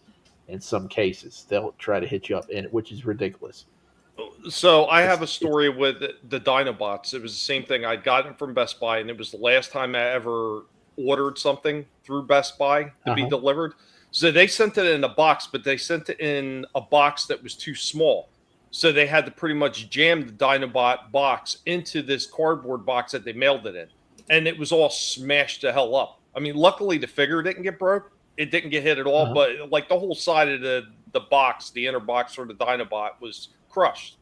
And when I called Best Buy about it, they were like, oh, yeah, well, we don't have any more of them. You're better off contacting Hasbro. I'm like, really? Really? That's what you contact Hasbro. What we don't have anymore, so you could return it to us and we'll just give you the money back. And I was like, yeah, but I want the damn figure. Yep, I remember that. Dumb. Terrible. Yep. Restocking fee. They can kiss my ass with a restocking fee. Yeah. Hey, but them Street Fighter figures, man, I need to hurry up and get all the ones I can find, because they're increasingly becoming difficult to find, at least in the wild. And they're not even getting them in my fucking local comic store. Oh, really? I got Nope. Wow. I got nine more of the original 17 to go, which is still a lot. But once I get into those pricier ones, I'm going to have to really have some money on hand, because like there's so many that's going to be like around $35 to $40. The Sagat, E Honda, Blanca, T-Hawk. Well, God, T-Hawk is going to be crazy. Well, when I went into Target, they were $30. The big ones? Yeah, I got Sagat? my Blanca for $30, and he was Holy the crap. same price range as Blanca. So crazy. I see that they don't even stock them here. Well, this is gonna suck too. I just saw that Big Bad and a couple other places. Vega is now he's you could get him. He's in stock. So. Oh, really? Yeah. How much is he? He's I think the same price point as the standard figures. Okay. Pretty The sure. 25. I'll double check. Yeah. Let me double check. Yeah, Because I got. Well, yeah, I could. I got some other things I need to ask you guys about here later. About possibly. He's making a little bit of 30, money. by the way. Cool. Did they been raising the prices of NECA? They went up silently over a year ago under the Biden administration. What they said, the economy was so great under him, but they'd gone from 34 up to 36, almost 37. Here's the thing, because I was getting a few things from them. It depends on what it is too. It depends on the license or whatever. Some of them were already going for about that price. Some of them were a little bit, still in the 35 range. But for the most part, a lot of those NECA ones, they've been going for around $42. Yeah. Hey, let me bring up something I just saw, and I didn't know that they even existed. And they came out last year, and without any fanfare. And now some of them are hard to find. Did you know Diamond Select put out a new series of Lord of the Ring figures? Oh, I remember seeing them on clearance in a few of my Targets. Holy crap! I didn't. They're great looking. Yeah, the Gimlis are like sold out now. I want a Gimli and what's his face? Ian McKellen. What's his name? Gandalf. Gandalf. Yeah, I was beginning to say Ganondorf, but Gandalf. Yeah, I want those two, man. But yeah, they look great. I want to get them. But they don't have Gandalf the White. I haven't seen him yet. only seen the gray version, but Bro, there we go. Vega. Does that Vader come with that piece of cage? Does he actually come with that? No, this one doesn't. The SH Figure Arts, that one did. I have the SH Figure Arts. I got them years ago. I mean, I know they wouldn't be able to fit that entire thing into the fucking box, but like maybe it'd be sectional or something. Yeah, the other one, it was 2 pieces, so you could either put it side by side or stack them. Yeah, they did Soul Assassin. They did go under. Yep. Yeah, that series came out last year though for Lord of the Rings. Yeah, I've only seen those in Books a Million, and they look really, really good. Yeah, they do. They did. Yeah. That Vega right there looks incredible, though. I remember when they first started showing shots of him early on, he looked incredible. I mean, they've just done a stellar job overall with everything that they put out. Oh, absolutely. I think the reason why he's not 25, he's 30, it's because he's got soft good sash with the wire in it. So they had to cough up a little extra for it. But, well, plus he's a taller figure. He is, yeah. You know what they should do? And they didn't do it, and they should have done it already, but I guess they couldn't do it because people would that don't know about the movie would be like, "What the hell is this?" You know, one of the greatest fight scenes of all time, Chun-Li versus Vega from the animated movie. Oh yeah, they should have made a Chun-Li in her panties and nightshirt. Yeah. So we could they should have made a figure of that so we could have her fight in Vegas. That would have been awesome. Give it time, they will. Someone will. You're so chauvinistic. I can't believe how chauvinistic. They did a fucking statue of Cammy doing squats. Come on, chauvinistic. What are you talking about? I just bought an Elvira figure with her bazookas and stuff. I mean, I know. I love it. Just keep going in that direction, man. You are making a pig happy. Yeah, it is art. Yeah, it is art. It is. Yeah. It's a beautiful thing. It's a beautiful figure. Oh, for sure. I can't believe it's not butter. Yeah. And yeah, you know what's not beautiful? And I got another rant. You know that 2-pack of 97 Wolverine and Storm? The Storm that they put in there is not nearly as good looking. She's not nearly as bootylicious and nice looking as the one that was in the Thunderbird 2-pack. What? I don't get it. I don't get it. Shifty's all like, what? What? Well, you're right. Yeah. I'm sorry, because here's the thing. If you wanted that's probably the best Storm. They didn't fix anything either. Her feet are still too small, but now her face is really ugly. Because I reviewed her, and I think she was an absolute beautiful figure. But she had two different heads, and both expressions look great. It was the hair flow was like one was kind of a little more wild, and one was more like a resting kind of, neutral hair, going down like that. So they did a beautiful job with it. The only way you could get her is in that 2-pack, and now they re-release her with an ass ugly face. Both heads suck on her. One's got like a really nasty yelling face. Looks nothing like the animated series, by the way. The animated series had a softer look. This looks more harsh. Like I don't know if they just got the memo from Marvel or something. Like, no, she's too pretty. Make her ugly. It has an over gloss look to it. It's like she's been drenched in like baby oil or something. Yeah, It looks bad what they did, and then that Wolverine. The Wolverine, they made it sound like they were going to update it even more. It's not. It's the same exact figure with a different head than the Secret Wars one. Yeah. And everybody was bitching about that. They're like, what the hell? You guys didn't do anything different. I think the yellow of the suit is a little different. The orangey kind of color is a little bit different. So it's slightly darker, but not by much. Where's the trash bro banner? Yeah, right. I don't think I've ever made one. Oh shit! Ain't that something? That's crazy. I thought that's something for sure you'd have. But dang while you're making that, here I want to pull up. This was awesome. I think you guys dropped it in the group and stuff too. One more thing. Also, the 3-pack of Rogue and Sauron. Did you see where people get them in now? Rogue looks like she's Puerto Rican or something. She's way too dark. She's way too tan. I don't know what the crap they did there. There you go, Shifty. Freaking trash, bro. There you go. But yeah, I'm surprised. I just saw the pictures of this. This is pretty dope. Dude, this looks amazing. The 12-inch. That's awesome.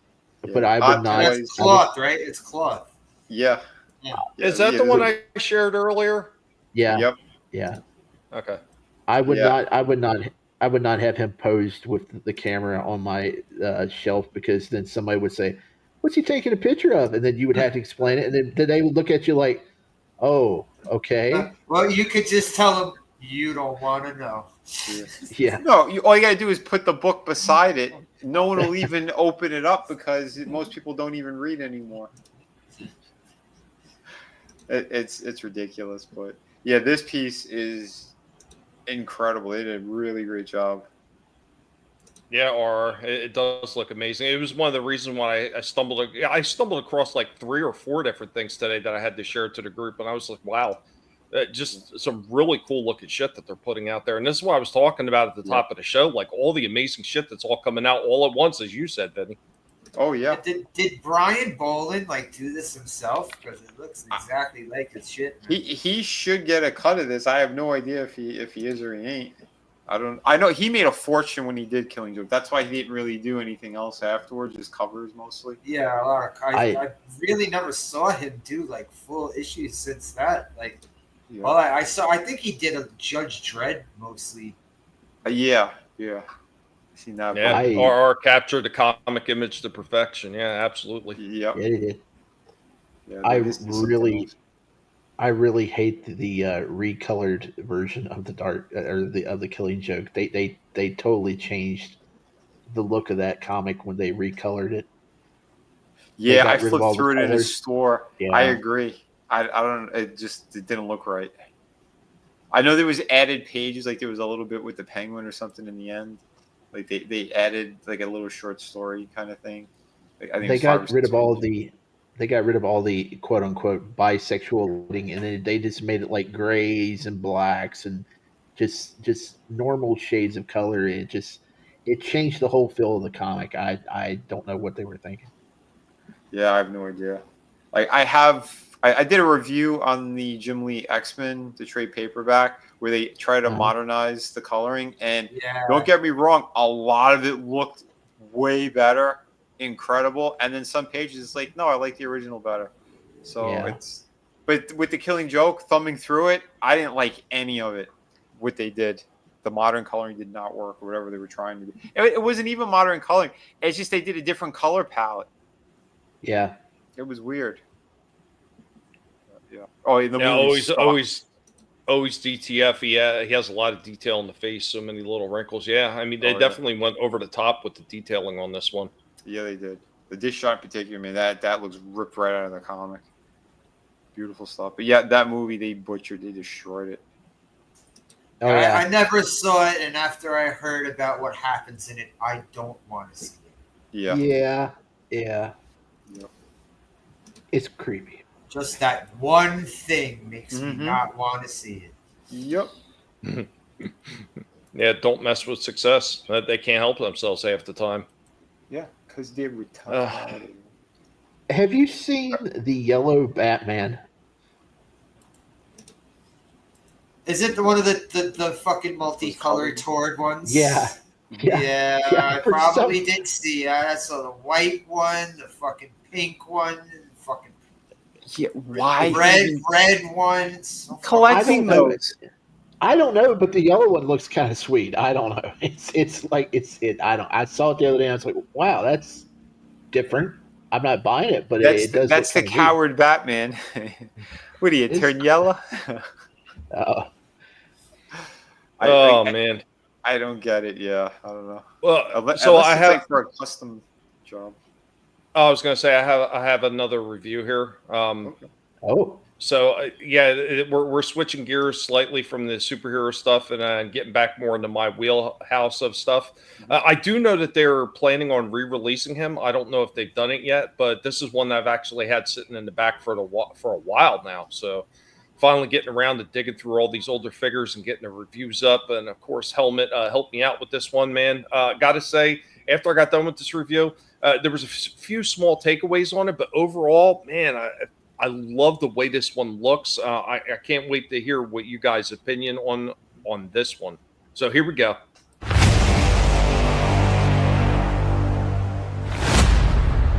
Guys, we are back with Dark Helmet, the Transformer and Sci-Fi pick. What's going on, Helmet? Helmet is here as we're getting ready to take a look at something that is Transformers related.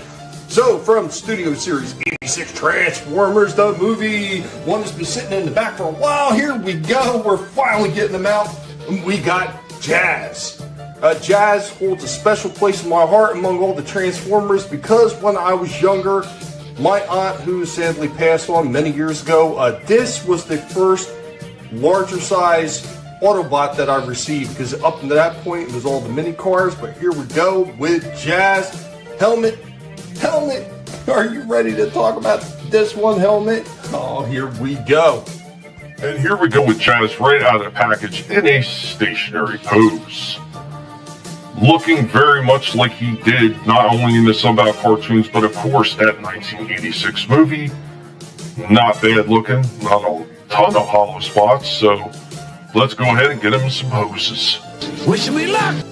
So Jazz can get down into a kneeling position. Not bad looking. You see all the movement that he has. How about number 1 on the bottom 40? Another pose showing off some more of that movement with the arms, the knees, the legs, the rockers, the waist, the head. Jazz is looking pretty spiffy. And here we go, Jazz with his blaster in a pose, firing away. Looking good. I love this one. Jazz was always one of my favorites, and this one looks pretty damn good. Another pose with Jazz just on the prowl, letting the Decepticons know that he's ready for battle. And here we go with Jazz in his Martini Porsche form. What a nightmare it was to transform this. A lot of origami in this one. Absolute pain in the ass. Some of it had to be forced in.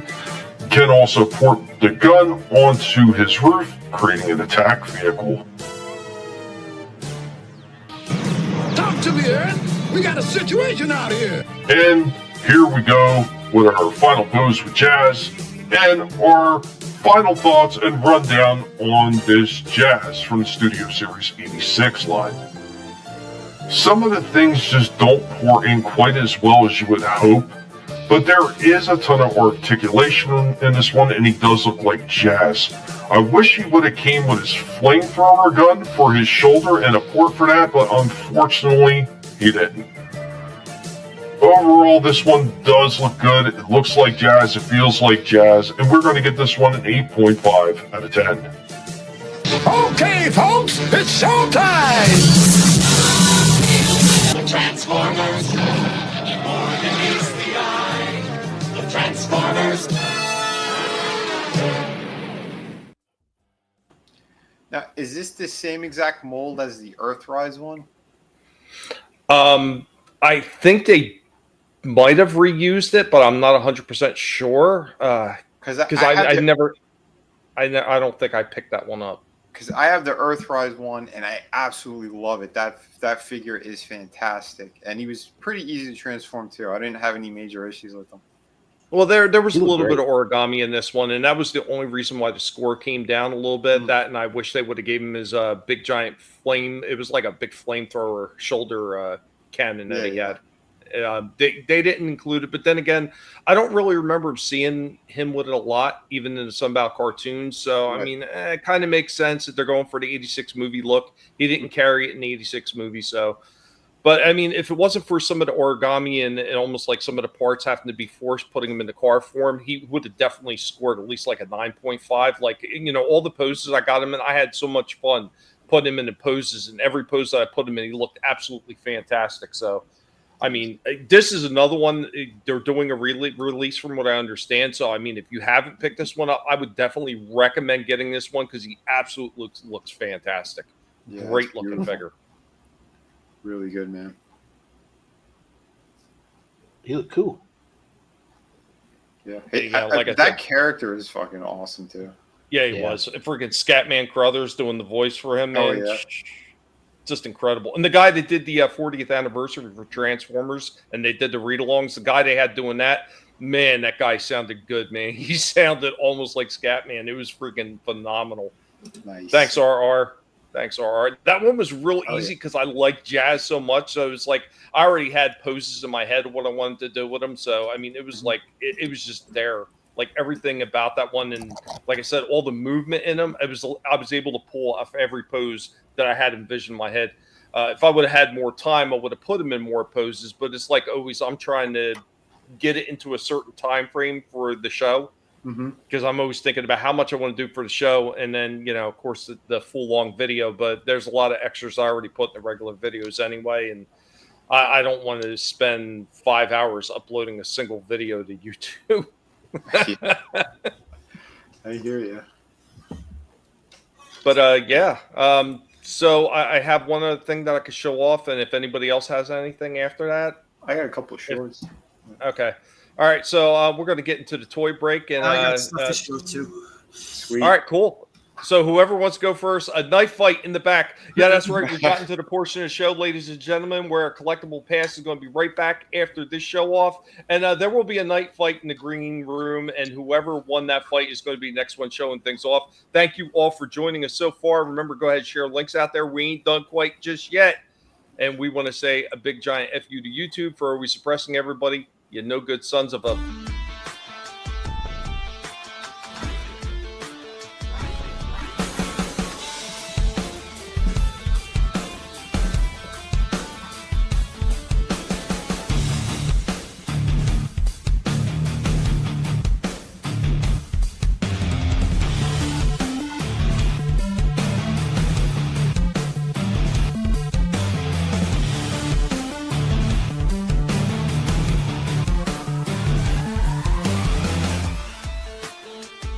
Guys, welcome back for this toy break. So we're going to be taking a look at another one. This is a bit of an older one from 1996 and from Playmates. We are talking about Team Flash, we're talking about Flash Gordon, and we are talking about Princess Thunder. This is another one that my good buddy Slasher had sent to me, sending me some of them old school retro figures that I did not have in my collection. As you can see right there, as seen in the animated Flash Gordon TV show, Princess Thunder roars across the sky on her air sled. So she comes with a little air sled. She comes with the little pad or something, and it looks like another weapon. I can't really tell what that is. Pretty interesting. So I don't really recall watching the show. I think it might even be available on Tubi, but there's a bunch of other figures that are available in this line. Pretty cool. There's a little extra stuff right here. It kind of says Rebel Visipad and something else, but it's covered up by a store tag. I used to hate when they put these damn tags right in there. Why don't they just put it on the plastic where it's easily removable? I just don't understand. Stores still do this to this day. Ollie's does that shit. They put it right on the cardboard. But there you go, the Rolling Rocket air sled with her. And yeah, pretty neat, man, from Playmates for Flash Gordon for their cartoon series. Guys, do you remember ever seeing this one? Thank you, Slasher. I know I said it in the past, but thank you again. Hope you guys enjoyed this toy break.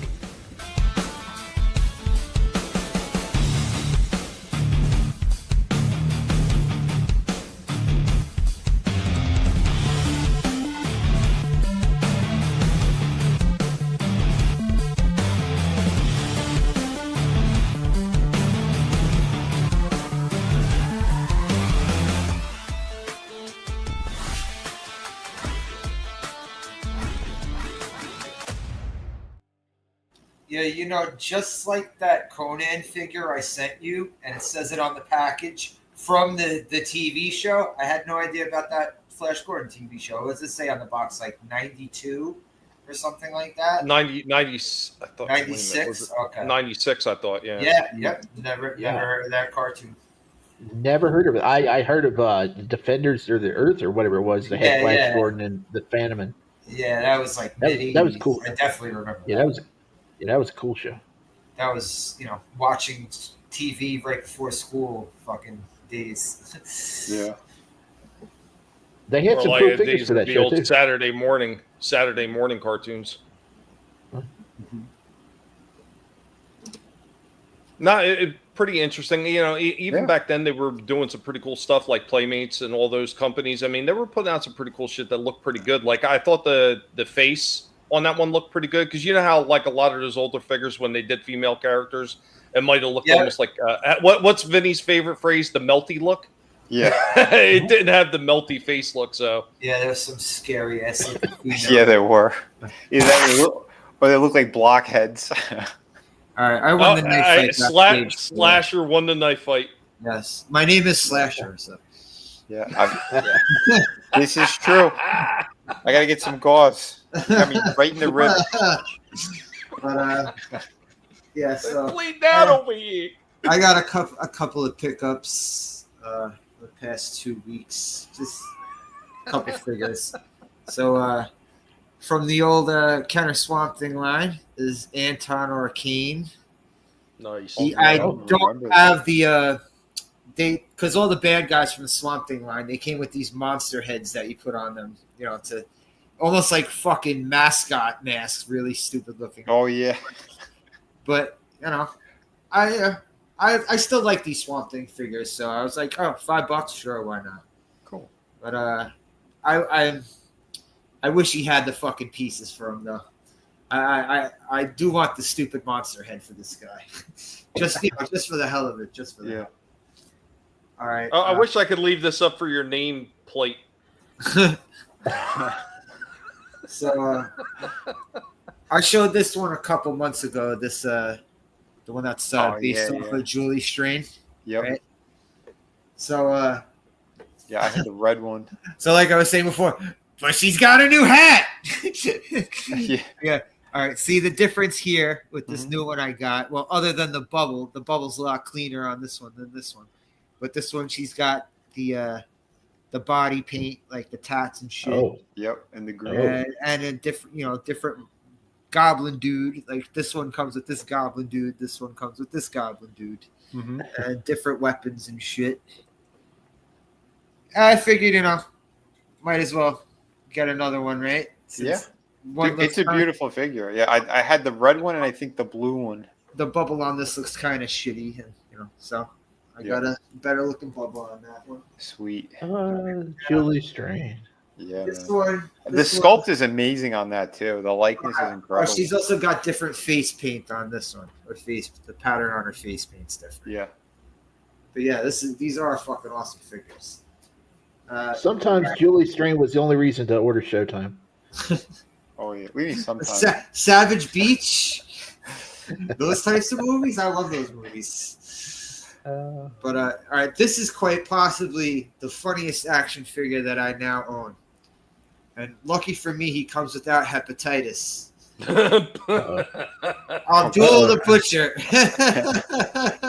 I don't know. Probably the soft goods. He's got hepatitis for everyone. And look. They even gave him his back titties. Oh my god! That's big boy bridges. But you know what? For such a fat ass, top heavy figure, he stands pretty good, despite jacks with their wonky fucking ankles. Because these jacks wrestling figures, the ankles on these are pretty fucking bad. You need to find him a kendo stick. Or I don't know. I want to get like the Executioner hood because like there were times where he came out with the Executioner hood. Yep. I think that would look cool on him. You need to find him an electric chair. Electric chair. the House of Horrors match, the Chamber of Horrors match. But anyone don't know the fucking story of this guy? This guy used to scare the shit out of me as a little kid. When it was real to me, damn it, because. This guy would legit cut people up in the fucking ring. This guy would legit take blades and cut people's fucking foreheads. Forks. Yeah, he was a lunatic. Yep. Forks. He had like that little bar that was wrapped up in the white tape that he would fucking hide in his fucking fat rolls and shit. But anyone don't know the story of Abdul the Butcher? This motherfucker legit. I did used to like this guy until I heard about what he did. He legit gave somebody hepatitis in the fucking ring during a wrestling match. Oh, geez. He had cut bits of razor blades taped them to his fingers so he could just go like this and easily cut himself. The thing was, he was doing that to himself and then decided to do that to his opponent. Yeah. Jesus. Ended up giving the fucking opponent hepatitis C from that Yeah. shit.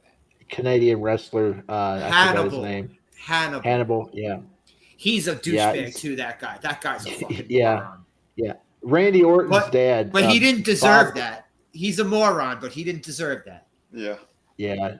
Randy Orton's dad, Bob Orton, he did something similar when they brought him back to manage Orton. He had hepatitis and he got bloody during the match where Undertaker got bloody. Bob Orton, yep. Undertaker found out and he got him fired. He said, "This ain't happening again." He said, "You should not have done that." But they gave the fat fucking under titties. It's a very unflattering figure for this guy. Yeah, but I don't know. It looks I used to like him though. as it does. It does. It even got the shit that he fucking did to his fucking head. Unfortunately, they used that same body for Earthquake Invader, and that's not an Earthquake Invader body. That's way too. It doesn't. Yeah, it's not really. I mean, maybe the titties would be good for Dusty Rhodes. Dusty Rhodes had the same fatty fucking bitch. Yeah. Earthquake had more of that watermelon shape. Yeah. Yeah. And this is the last piece I got. Now this one's hit and miss, man. This one's hit and miss because it looks great. It looks fucking awesome. A NECA gremlin. Wow. Yeah, I got him loose. But I got all his accessories and shit. But awesome. He looks awesome. Can't stand for shit though. Yeah, I know. I had the same problem with the one I have trying to get. Gotta have him leaning forward on his hands. Or you get one of those little circular bases to put his foot in. You can kind of get him to stand then. But I mean, the arms on him. This is the only way they up and down and this way. There's no rotation. There's no ball joint. Nope. There's no rotation at the bicep either. Yeah, they really skipped out on that one. It just goes like that. That's it. That may be a blessing because I heard a lot of those break. I heard a lot of those break. That's why I never bought one. But he looks awesome, though. He does. Yeah, the details he there. does. And great. Well, I got him loose, but it came with all the fucking accessories. Wow, how much you get for him? $20. Oh, that's good. Yeah, $20. That is good. So here's some of accessories. This is probably the coolest of the accessories. It comes with this little arcade machine. Yep. The little donkey. It's supposed to be like Donkey Kong. Yeah. What's awesome? Look, the joystick. Nice. The joystick moves. The button doesn't press, but the joystick moves. That's cool enough. Well, because this is the gamer edition one, and it's the one I found at Target. And Trina and I were talking about this originally. I think, did she say was it Amazon exclusive or something? She said it was an exclusive to somewhere. Yeah, originally. Originally, yeah. Yeah, and then they started selling it at Target as well. And he comes with the Gremlins video game box. Oh, wow. It's cool. They kind of made it look like the Atari box. Yeah. It That's says really NECA, nice. It says NECA instead of Atari. Yeah. The Atari joystick. I forget. It came with the popcorn bucket too. Yep. That I'll get into that popcorn button in a second. Bucket in a second because some of these accessories are hit and miss too. So open this bag. He comes with fucking hats that don't even stay on his fucking head. It's so stupid. Yeah, that was one of the problems that NECA had with a lot of figures that had any kind of hat accessories. Sometimes they just kind of barely sit there at all. Yeah, it sits. This fucking hat. Look at it. It sits. Watch. Boom. It falls right off. Wow. So fucking stupid. They didn't put a groove or nothing. Nothing. Jeez. So it's just what if you have it sitting on the shelf and you just balance it like wow. Yeah, just don't sneeze in its direction. Yeah, great job, NECA. Great job. And the fucking popcorn bucket. It's a little, just slightly improved from that shit. But it comes with the popcorn inside it. You pop that out. That's not all it comes with. And then it has the eye slots. And look, it doesn't stay on right. It doesn't stay on right. What the hell? You got to have it like fucking over his mouth in order for you to see his fucking eyes. Yeah. Wow. Like, come on, man. Like, yeah. You put all this detail into shit and just to half-ass it. Just to half-ass it. I can tell you exactly why, and I know Vinny knows this one too. I'm pretty sure he's gonna agree with me. What the problem is NECA made these figures a long time ago, and instead of going back and redesigning them and making them better, they just keep re-releasing the old ones. And as far as what Shifty says about arms falling out, so every Christmas they re-release the Stripe and Gizmo. Yeah, Stripe and Santa Claus. Right? Yeah, they didn't even really repaint it. They just re-released it. Yeah, and what happened is the mold had degenerated so bad.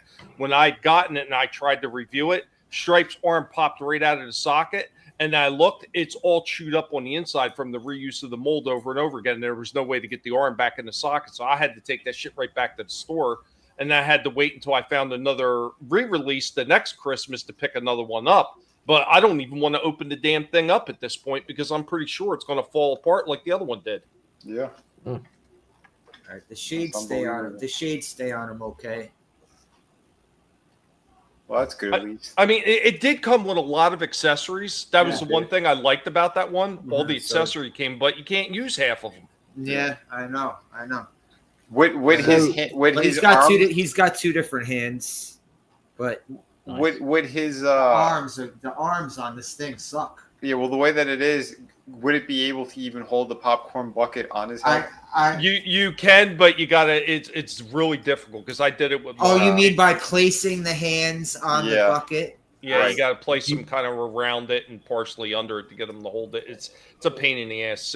But the soda was the only thing you could hold. You can't swivel the arms. You can't swivel them. He can't hold the bucket.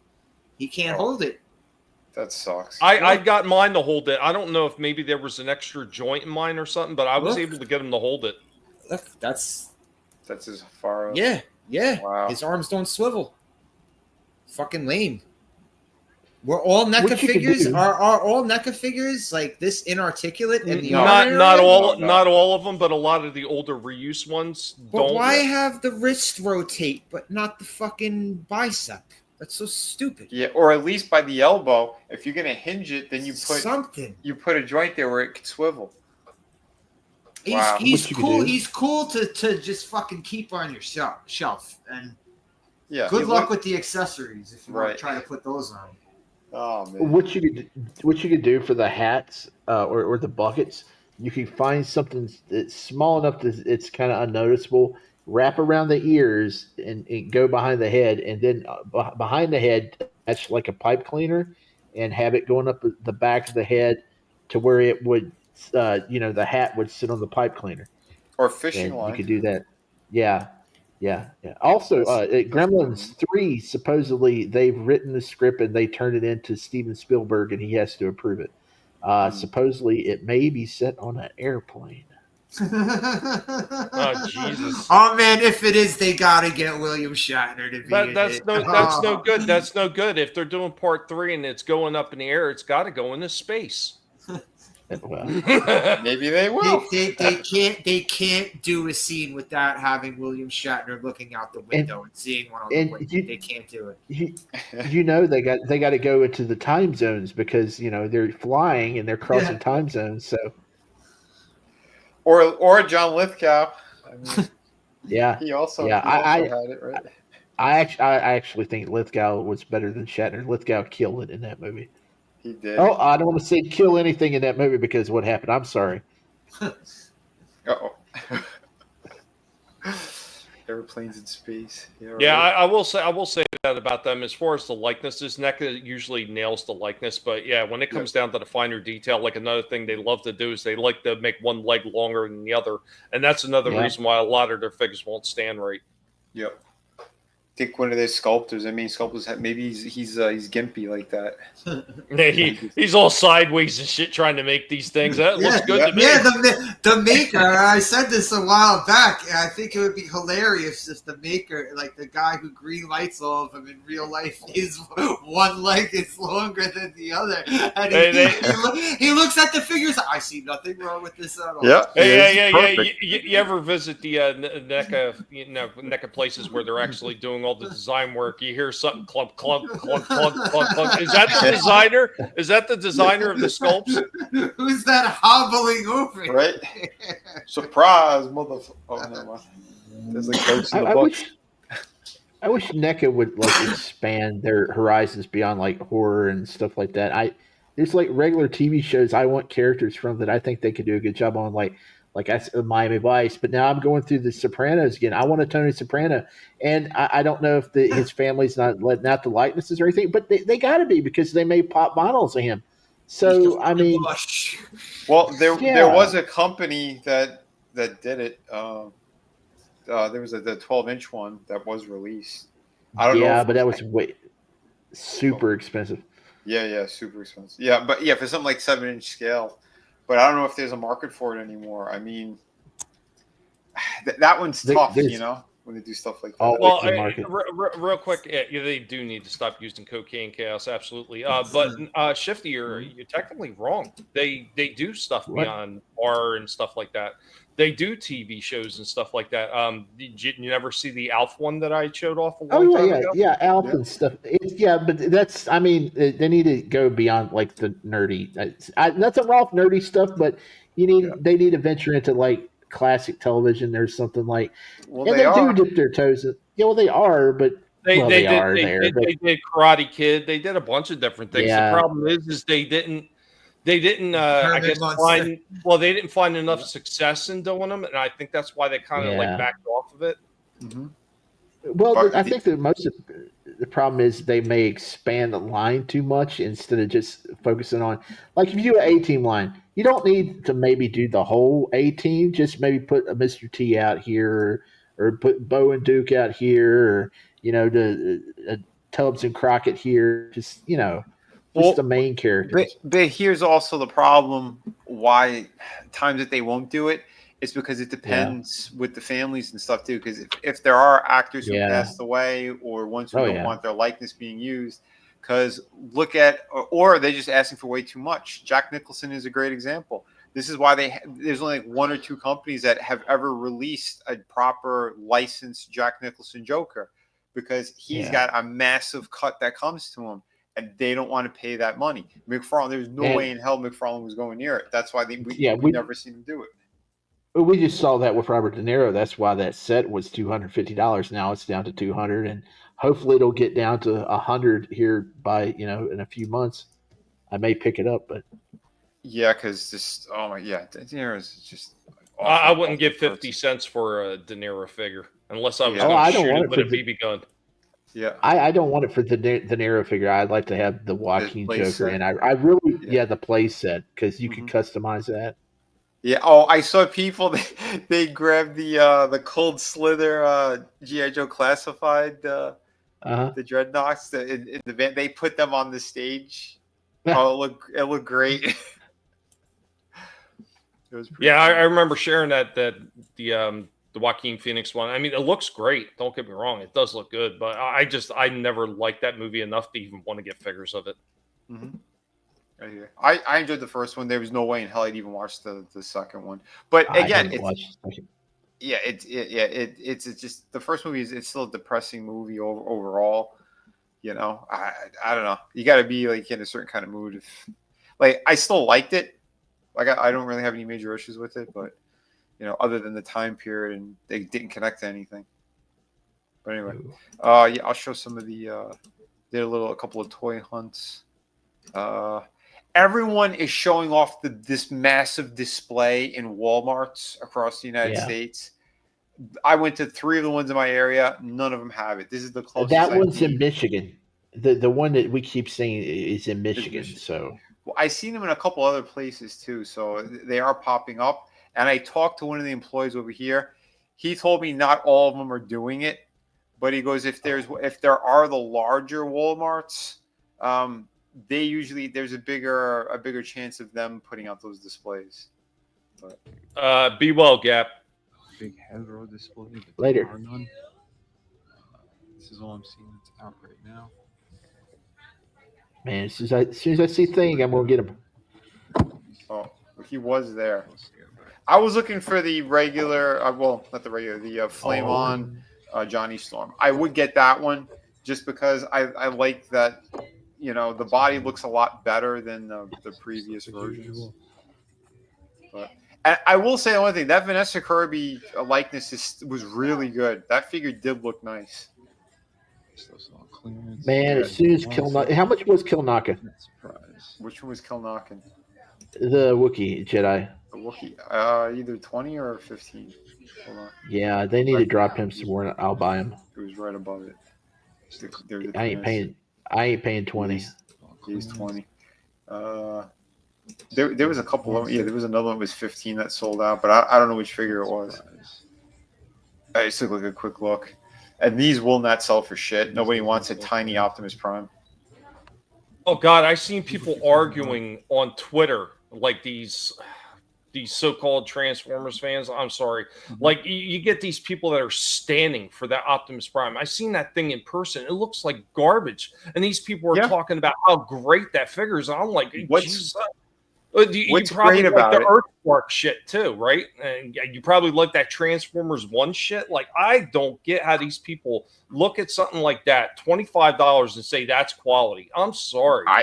Man, that's crazy. Like, if I seen this figure go on discount, I would probably get her just because that's a really nice Sue Storm as well. Like, the likeness is good, the articulation is really nice in it.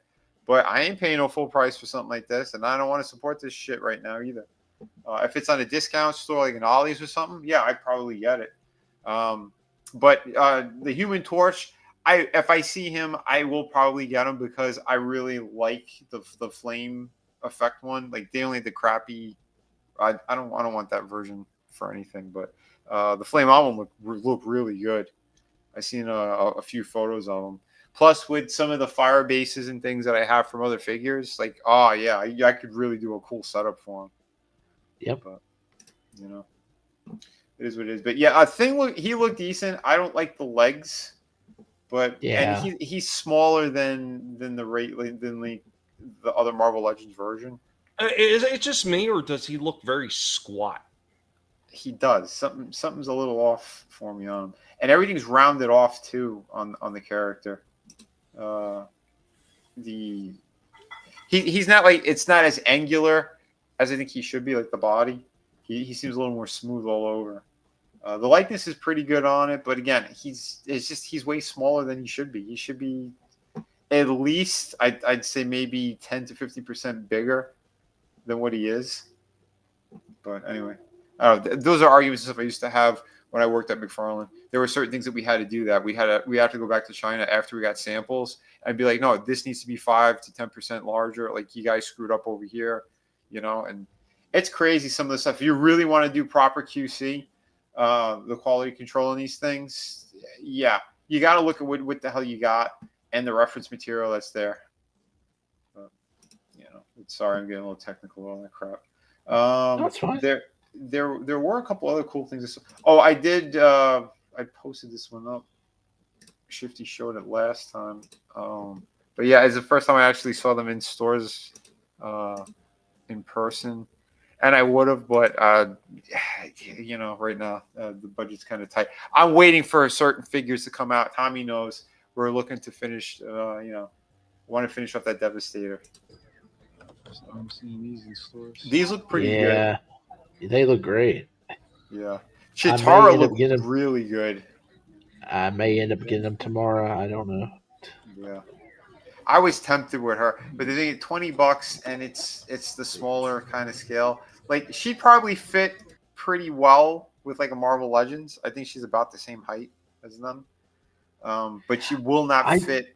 She will not fit in the Super 7 line that I. Yeah, she looked like a kid. Sorry to interrupt, guys. I gotta drop. Okay.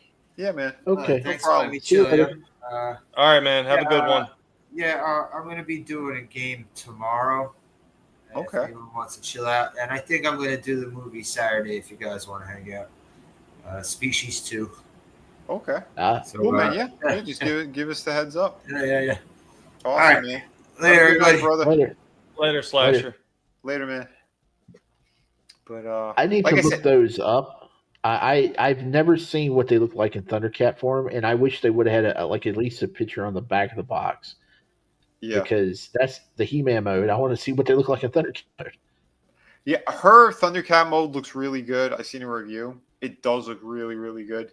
Lionel, I haven't seen. Pretty good. I haven't seen the review on him, but the body shape looks a little odd. Again, This one's excellent. The proportions are really good. She's got more movement than the Super 7 one as well. Well, that's based off the one that they did for the Motu crossover with Turtles of Grayskull. It's based off the same mold that they did for April. Yeah, okay. and what was it? The April, and there was one other one. The really good movement in those things, even for like the origin style figures, it still had tons of movement. And I mean, you've seen when I did the review on that one, that yeah, she was able to get spread leg and all the other good stuff, So yeah, good movement leg. on that figure. That's cool. Yeah, that's what I mean. I mean, the way that they have it, like, and the face is really nice too. How they did it. Normally, that's the thing, and we've talked about it. Female figures is either kind of hit and miss. Although lately they're getting really better. They're getting a lot better with the technology, and the people are actually sculpting these things now. They're making these things look really good. Like again, that Psylocke figure, both head sculpts, incredible. Paint applications, amazing. Speaking of which, did they have a restock when you was there? Nah, not at all. Oh, I was looking. It sucks right now. I think a lot of this stuff too. They're moving shit around in all the stores. Walmart moved a bunch of stuff. Target's moving a bunch of stuff. So that means they're getting ready for the new inventory that's coming in. So I hope they put it out again because they should. I mean, I don't think just like a couple of weeks and that's it.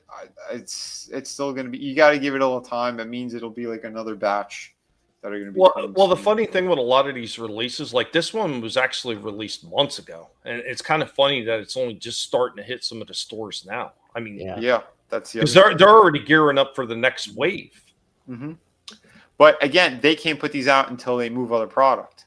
And all this stuff now, this whole wall, He-Man was not on this side. This side was Marvel, G.I. Joe, Tords, but now they started mixing them over. And then they moved all of the Simpsons figures with the next to the wrestling figures, which makes no sense. Yes, they did it. They did it here.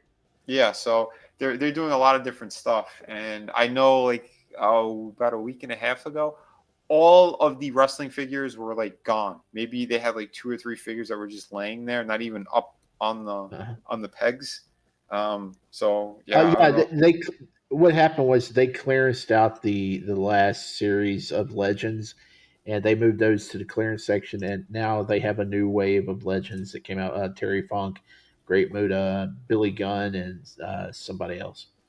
Oh, okay. Oh yeah. I think I did see a couple of those. Undertaker. Yeah. He had that big piece on his what was it? The big something on his shirt. The Big Evil. Big Evil, yeah. Yeah, the American Badass one. Yep. Yeah. So this. Oh wait, I gotta mute this one because the music. I already got partial. They partially hit it or whatever when I uploaded. I mean, this thing's not even public, and they already hit me for it. But yeah, because there was music playing overhead. I went into that toy store that's near me. Listen, this thing I was very tempted, but I'm not going to pay the prices that this store had. The Viper. Yeah, I'm pretty sure I just seen that. Well, we'll find out later because I did a toy hunt video. Okay, and I think I might have seen him. They're 25 in Target, right? Yep. Yeah. This thing was like 33, I think, or something. Like no. Oh, but, this was pretty cool too, man. This was the Big Bad Toy Store exclusive, the clear version. So this shop ended up buying it and they put it out there, but it did look good. It looked really good. Why can't they put it out of Iceman? It looks that good, right? Man, unbelievable. But these look really nice. Him and Dr. Mindbender. That's another one. Those are two I definitely want. I heard it in your voice when I said I seen him in my Target last week. Okay. Yeah. So, well, hold on. I'll stop it then. Yeah, go for it, man. Let her rip. Well. Before I get to the toy hunt, because that's always the last thing I play. I got two more things to play. One is really short, but I want to get into the brand new segment that I'm bringing to Collectible Past now. So we're getting into something a little bit different. I'm just going to let it play and see what everybody thinks about this brand new segment for Collectible Past, only here on Collectible Past. But here we go, guys. Let me know what you think about this.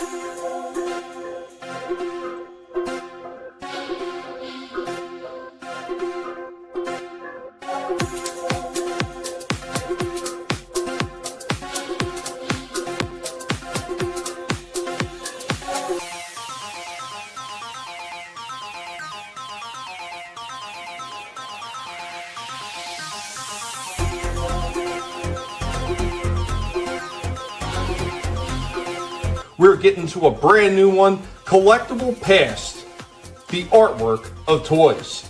So, of course, stands to reason what I'm going to be talking about is the art on the packaging of many toys. So we're going to give you a rundown of some of the things that we will be tackling in the future.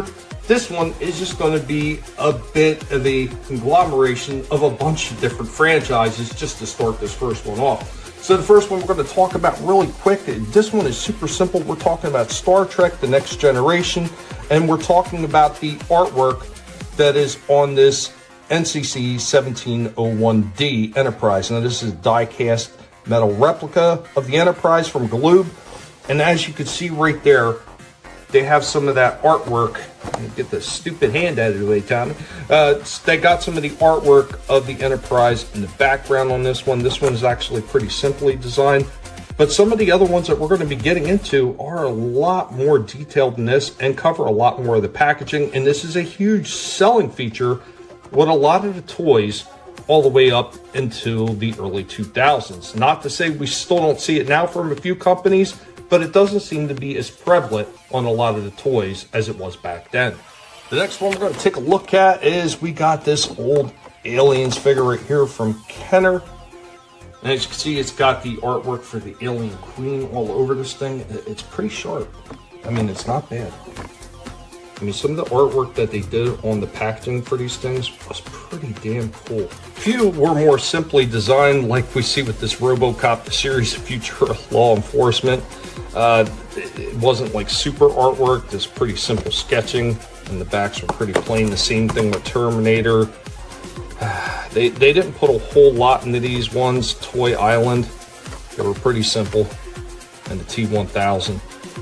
The last one we're showing off for this new segment is, yes, we have a sealed Toy Biz Marvel Superheroes Venom with flicking tongue. Oh, look at that. I mean, the entire front of that card is nothing but artwork all the way around. Just truly is freaking astounding looking. I mean, this is the kind of stuff that's going to sell it to a kid. You see the comic pages in there, you see your character. Just really cool. Once again, an illustrated version of Venom and how to use the flicking action room toy. Just amazing stuff. Guys, hope that you enjoyed this new segment, the artwork of toys.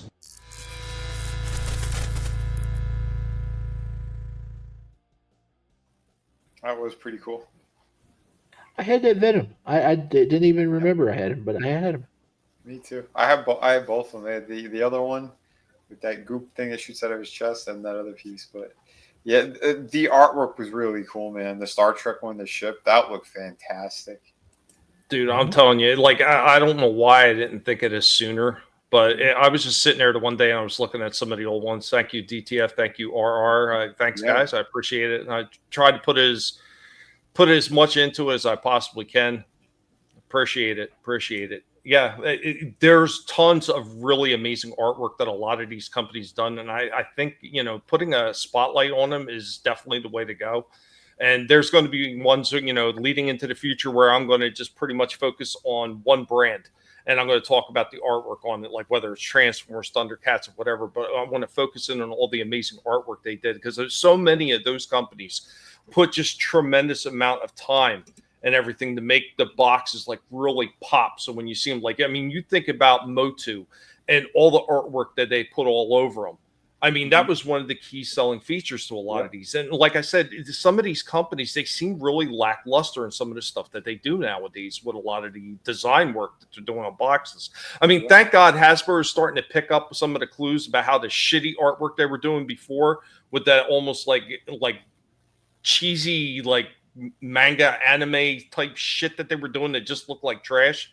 And now they're doing more traditional drawings for their GI Joes. But even then, there's so much more that they could be doing with some of the packaging right there is a key selling feature. And I think they're really just missing out on it. That's why you like look back at some of the stuff they're doing like that Venom one, where the entire front of that blister card is just covered in artwork. That's just, to me, that's just amazing shit.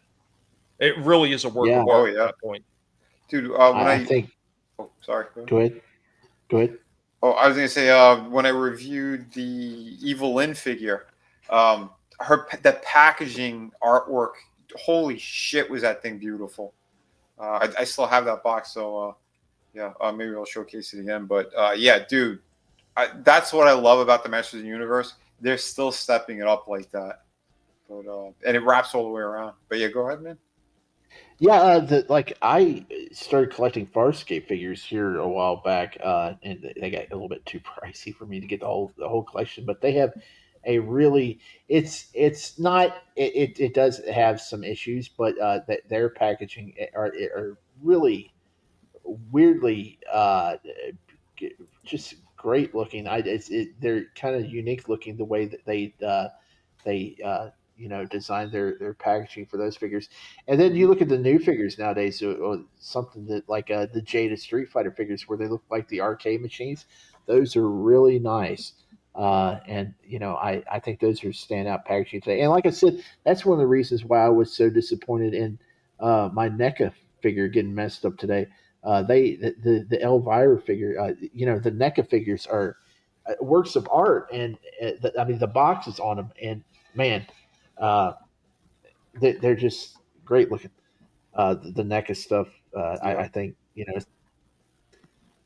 Dude, yeah, especially like the Back to the Future stuff that has the covers and stuff. Oh yeah, man, just great stuff. With the Drew Struzan movie posters on. Yep. Yeah, or like they had the almanac on there and stuff. That was really nice. Yeah, that was really cool. I like how they did those. I mean, you take that in comparison to some of the stuff that you see Todd do. Like, he goes very minimalistic with it. Oh, yeah. Yeah. And to me, it doesn't help sell it, like when you do that kind of shit. The DC ones are very boring and plain, and you flip them over on the back, and it's either, if it's not a promo shot of the actual figure, it's some really bad artwork. Only lately they started putting like Art Adams art on there, Adam Hughes. It's like, oh, now you're doing it as you're losing the license. Now you're actually putting proper images on there. Yeah, too little, too late. Yeah, Exactly. OCTF. Even if you don't know or care too much about a character, good artwork could be enough to get people's attention and make them consider it. Absolutely. And RR, the package artwork, if done right, really sells the figure. Absolutely. Hey, Curtis, 5 new tats. Holy shit, man. You're an addict now, buddy. You're an addict. I've been there myself, sir. I have quite a few. I know what it's like. Then again, I have my own tattoo gun, so I was a sucker for artwork even back then. But yeah, man, moving forward, this is going to be a lot of fun. Of course, I'm going to be reaching out to a lot of guys on the panel and see what kind of artwork from toys that we can wrangle up and get onto that segment. But I think that's going to be a lot of fun moving forward. Vinnie also suggested, if possible, to find out who did the artwork on some of these packages so we can shine a little bit of light on these people that actually made this shit happen. Yep. Mm-hmm. Yeah, hopefully, I'm waiting for something to arrive, and once it does, like I know, yeah, there's a famous artist who did packaging or the back packaging, so I'm like, yeah, I'll mention it when I do my review. But speaking of cool artwork, I mean, we're still kind of there. Take a look. Here's something I did for our friend Adega. His ship from his book, man. So yeah, he wanted some color, so bam, we got some cool color there. And good old Dick. Yeah, oh yeah, man, dude. beautiful stuff all around. And again, if you haven't seen Adega's stuff, go out there, go support him, go buy his books. Fantastic creator and writer. Yeah, and again, I'm in the middle of painting up City Venus too, so I'm already in that flow. So yeah, I banged this out pretty quick, and he was super happy with it. So nice. So is that the one that's headed to Earth in a couple years? I see, right? Well, if it is, it's heading there to stop the alien invasion. If guys haven't, the Evolution series that Doc did, absolutely fantastic.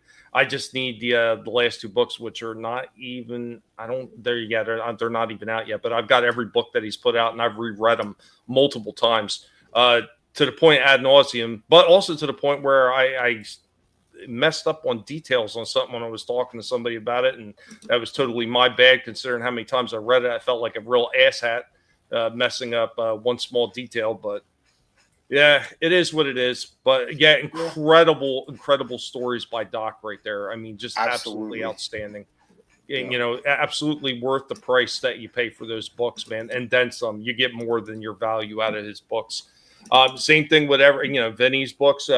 Chris Fisk does amazing stuff too. There's so many other people like Sim.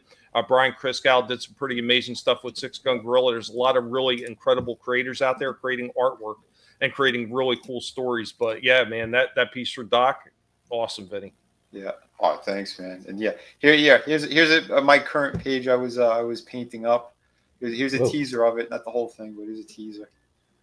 That pretty badass. Yeah, man. Yeah, I think you guys are gonna dig this whole project, but yeah, it's coming soon, folks. So sorry, we got to give a little shine since we're in the art segment, so why not? Yeah, man. I got another small one right here for you. This is just a little bit of a fun piece. Pigs at work. I hope you guys get a kick out of this. We are the Guinea Pig Collective. All will be assimilated. Resistance is futile.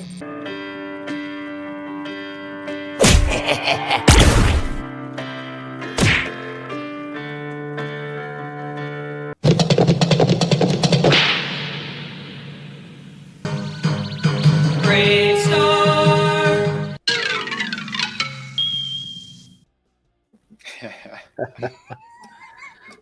That was good. Yeah, when I was filming, I decided Tex Hex got to beat somebody up. It's going to be Woody. Stop on that guy, dude. Those things are always a lot of fun to put together. I spend more time sometimes doing all the sound effects and everything than I do for the actual stop animation, which is kind of crazy, but thanks, RR. But yeah, let's get to that toy hunt I was talking about. So I've seen a few things. Oh, and by the way, Vinny, that one that I told you that I hid, we'll talk a little bit more after the show. Okay. Still there. I found the perfect hiding spot. But yeah, let's go ahead and let's get into the toy hunt and see some of the interesting things I found in there, man. Some of them actually blew me away. I was like, oh, damn, that looks sharp. But here we go with the Pigs toy hunt.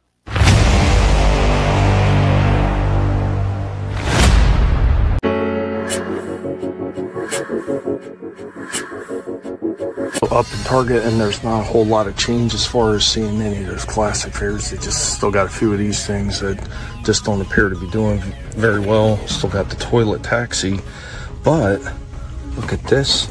They got the mutant module, the burrowing bad boy bus. Look at that, it's pretty cool.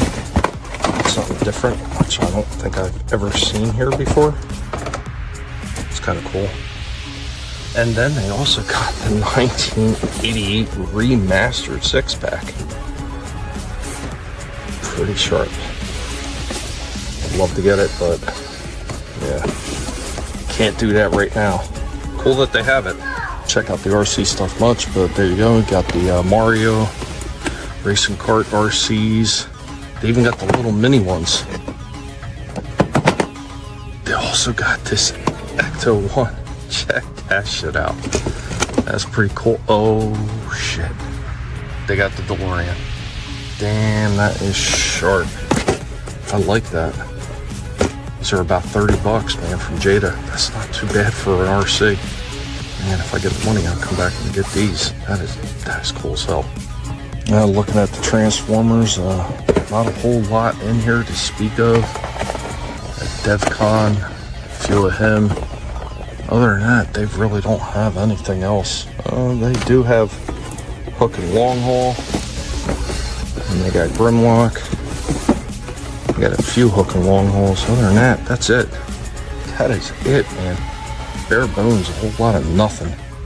Got this Heatwave figure. I don't even remember who he is. Got a whole bunch of Jean Grey. Like nothing but Jean Grey. Cyclone, original concept art. That's pretty cool. It's probably one of the first new Origin figures I've seen in a while. Still got these Super 7s, Micronauts, and a few G.I. Joes. Not much to speak of though.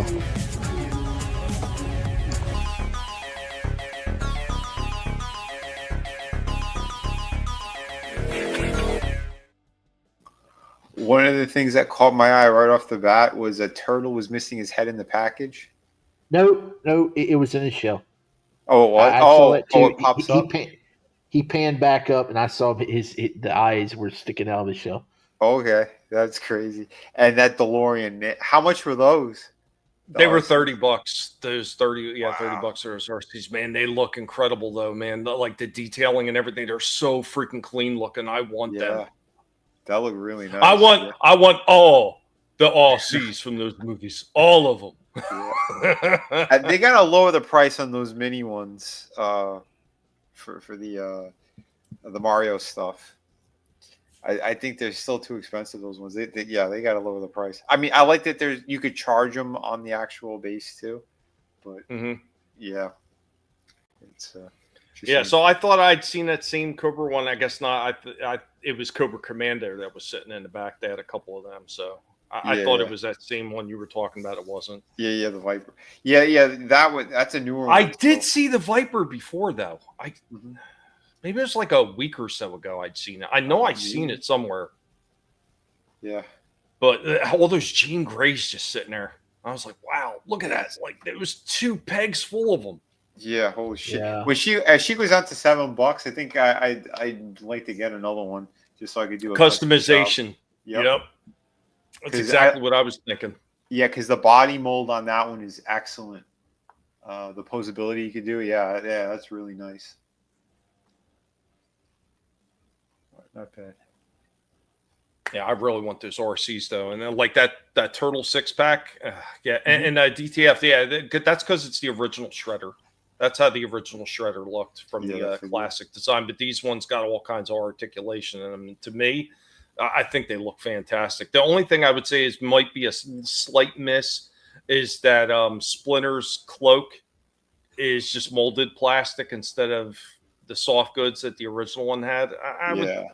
But even then, I mean, it looks really good in the packaging. So I don't know. I would love to get it though. I forget how much it was for the whole set, but it looks fantastic. Yeah, they look good. Yeah, and that big the foot vehicle there. Yeah, I remember the original. I didn't have it, but I knew someone else who did, and those things are really cool. Yeah, I think it was awesome that they were re-releasing. So I'm actually kind of surprised they never did the Turtle Blimp. Like maybe they're saving that one or something. Maybe. Yeah. I bet it'll be an exclusive somewhere. Incredible stuff. Incredible, man. I'm telling you, I've seen a lot of stuff on that last outage, and I was just like, oof. And that was yesterday that I seen all that stuff. Nice. Well, hopefully I'll see some stuff tomorrow. Some stuff I've been looking for. Fingers crossed, man. Yeah. Like I said, they're starting to put more stuff. When I talked to the guy in Walmart, he says they're waiting for like the back to the school stuff. Like they're gonna get rid of all the school supply shit, and then they're gonna put more stuff out on the floor. Hopefully, I gotta check that clearance section out at Target again and see if anything dropped. They sold out all my darn snow speeders from Hot Wheels, so I'm not gonna be able to pick up any more of those. Boo. Well, I keep an eye out. See if I see it in mind. I was just, I was just something I would just buy just on a whim. It's not something I'm desperately in need of. So Mhm. I don't know. I'm just kind of looking at their WWE figures to see how low they can go on some of How those low legends that won't can you sell. go? Yeah, How they low? got plenty of Carlitos at mine that's just sitting there. So hopefully I can get a Carlito for like $6 or something. That'd be good. Now, what I really need to do is the next time I have a chance to go out and take a look, even though I haven't really been able to get anything, I'd like to see what else Ollie's got. Good. They got some new stuff. They got a ton of wrestling figures. I know you're not much into wrestling, but if anybody out there is into the latest WWE line, they got some really nice Drew McIntyre figures out there. They got tons of the Chase versions in the white outfit. They got Braun Breaker, a whole bunch of them. I'm looking for that 2-pack of Big Boss Man and Bam Bam Bigelow, but I don't think. I think somebody was lying about that. I haven't seen anybody actually get it in hand on any of the videos I've watched or anything. So Yeah, the Bam Bam Bigelow looks incredible in Big Boss Man. Yeah, those are awesome. Yeah, see, the only ones that I was getting, Shifty, is I was getting the Superstars line and get more in like a line with the old He-Man stuff and everything like that. So I mean, wow. I did find a Bam Bam in an Ollie's once, and I only found two, and I got one for myself, and then I sent the other one to Slasher.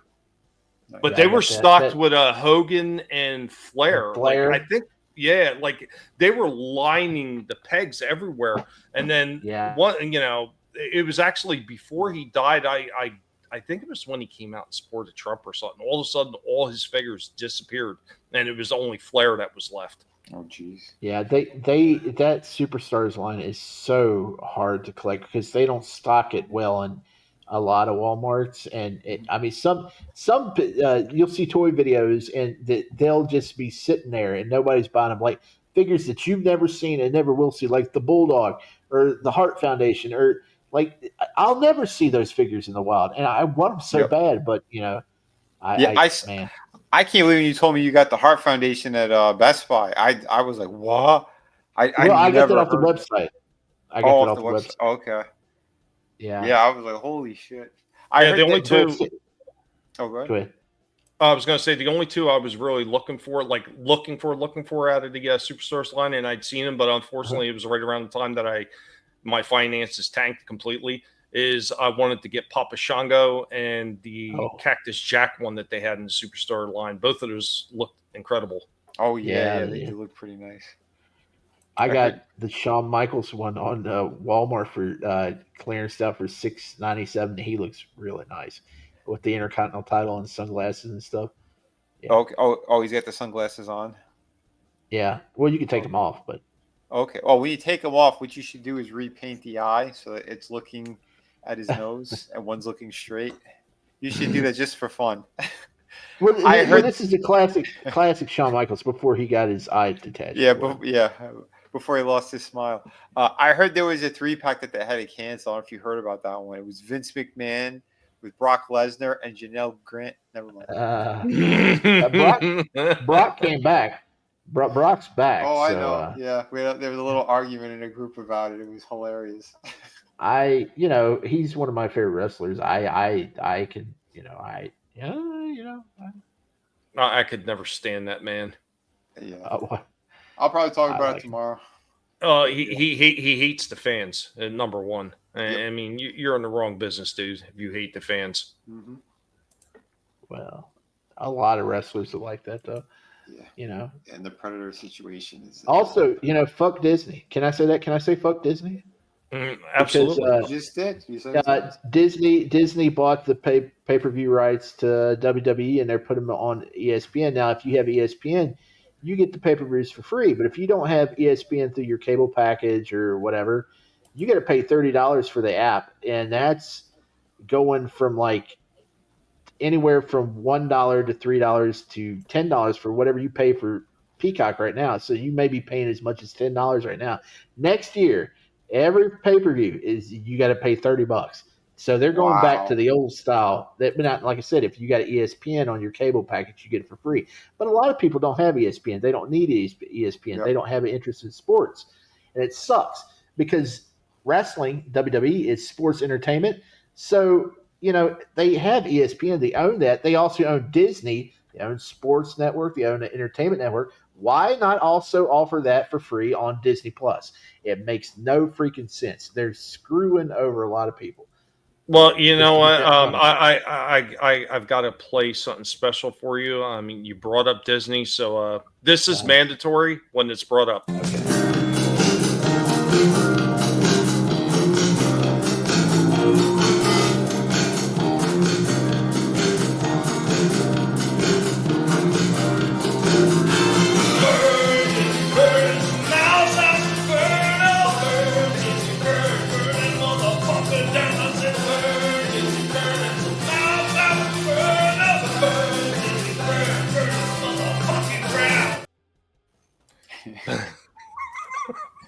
It's a classic, man. That one never gets old.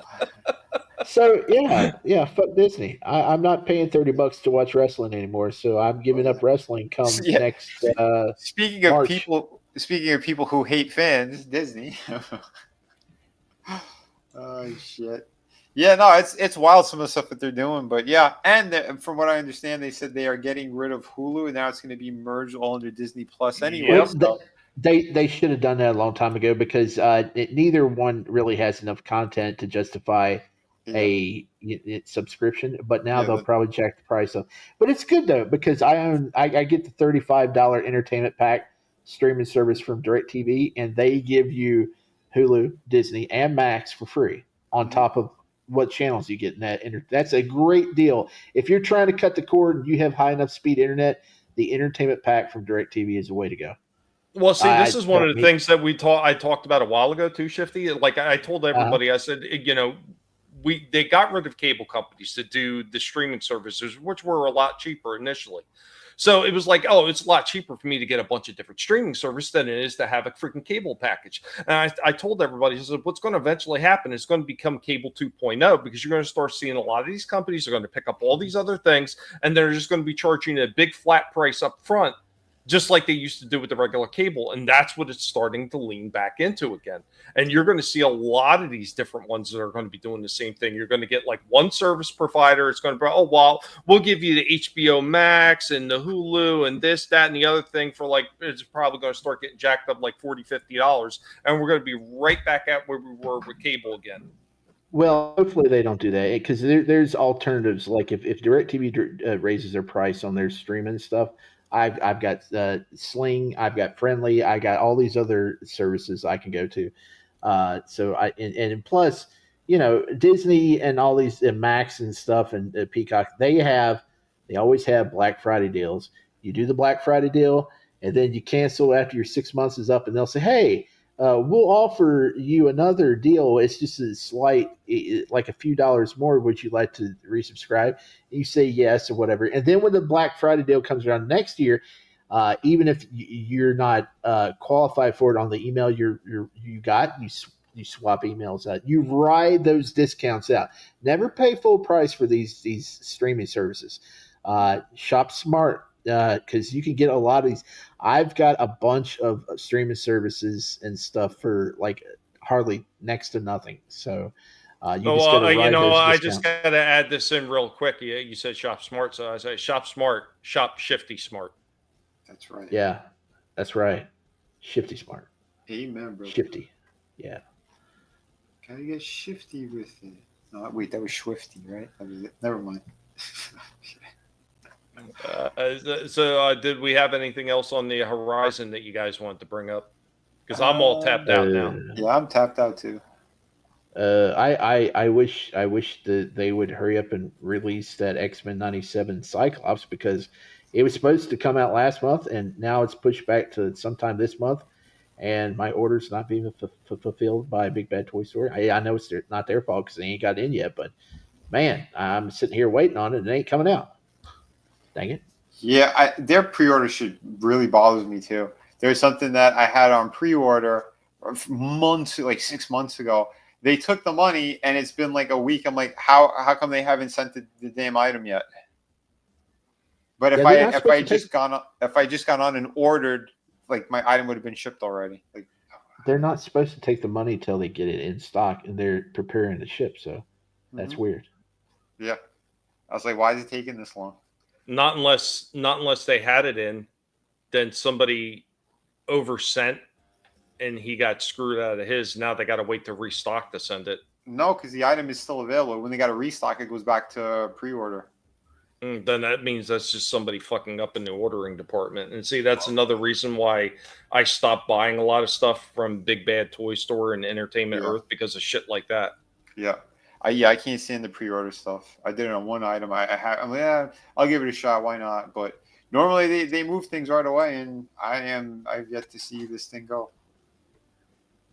I don't know. Man, right now on Big Bad Toy Store, I think it is, they have, I don't know if it was Mezco. I think it was Mezco. They did that $100 Destro figure. It's down to $50 right now, and I'm super tempted to get that. What is that? The 7 one? No, the Mezco. Mezco. Okay. The $100, the one that costs $100, it's down to $50 right now on Big Bad Toy Store. Yeah, and I'm like, man, I should maybe get that. It's nice. It's really nice. It's 6 inches, but still, it's got cloth goods and like all that stuff. I gotta look it up. Now, once again, that's kind of getting back to what we were talking about earlier. Like, they're still making money on that thing. It's just telling you how overpriced and how out of proportion they're making the prices on these things that turn extra profit. It's disgusting what they do. Yeah, but this is quality stuff on this thing. So. No, I'm not saying it's not quality. I'm just saying, the cost value of what they try to claim it costs for them to produce is absolute bullshit. I mean, they're producing a lot of these things for pennies on the dollar. There we go. $50. Wow. I made it. The 3 different heads. Yeah. Yeah. Wow. Yeah, that's pretty impressive. Because the one I wanted, the Super 7 to go, I wanted that one to go with my Cobra Commander because I just got him in the box. But if this is just $10 more, shit. Yeah, right. Dude, yeah, that is amazing. And the amount of shit that he comes with. Oh, I just wanted to make one point on there in case there's anybody doubting that kind of stuff. Because, here's the thing that when I'm saying these things are overpriced and they're willing to sell them at like 50% off or more, and they're still making money. You know why? Because if they weren't, they would just write these off as a loss and they would destroy them, and they get paid from the insurance companies for the amount that they say. So, for at least cost, they at least get cost for the insurance company. So if they were selling them at a loss, they wouldn't be selling for a loss at the store. They would just take these and destroy them and get the insurance money for them. Still, if you think about it, this is the price of just 2 classified figures, so it's not.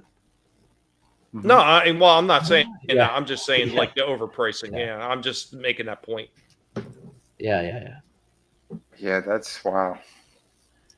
Well, you need to get on that, Shifty. Get it. What are you waiting for? After tomorrow I may get it because I don't want to be like out of money and go out there and say, oh, hey, here's Psylocke and stuff, and I ain't got money. Yeah, right. That's the problem we run into. That's why I was selling shit too. No, I did that with Blanca. I legit didn't have the money to spend, and I spent it anyway like a fool. But I know. We do that sometimes. Like I said, I forgot to say it on air last week. I told you guys backstage. Anybody out there that's listening on the replay or here in the chat, if you guys have a 3DS or 2DS or whatever, take it out to GameStop. They will buy or take it on trade-in. Them things are going for high dollar trade-in value because they're selling them for like $200-$300. So you need to go out there, and if you got some old ones and whatever, just the systems, just take them out there and see how much you get for them. Because man, you can get some toys, some games, some whatever. You can get you some pops. But why would you want to get pops? But you get some stuff out there. Yeah.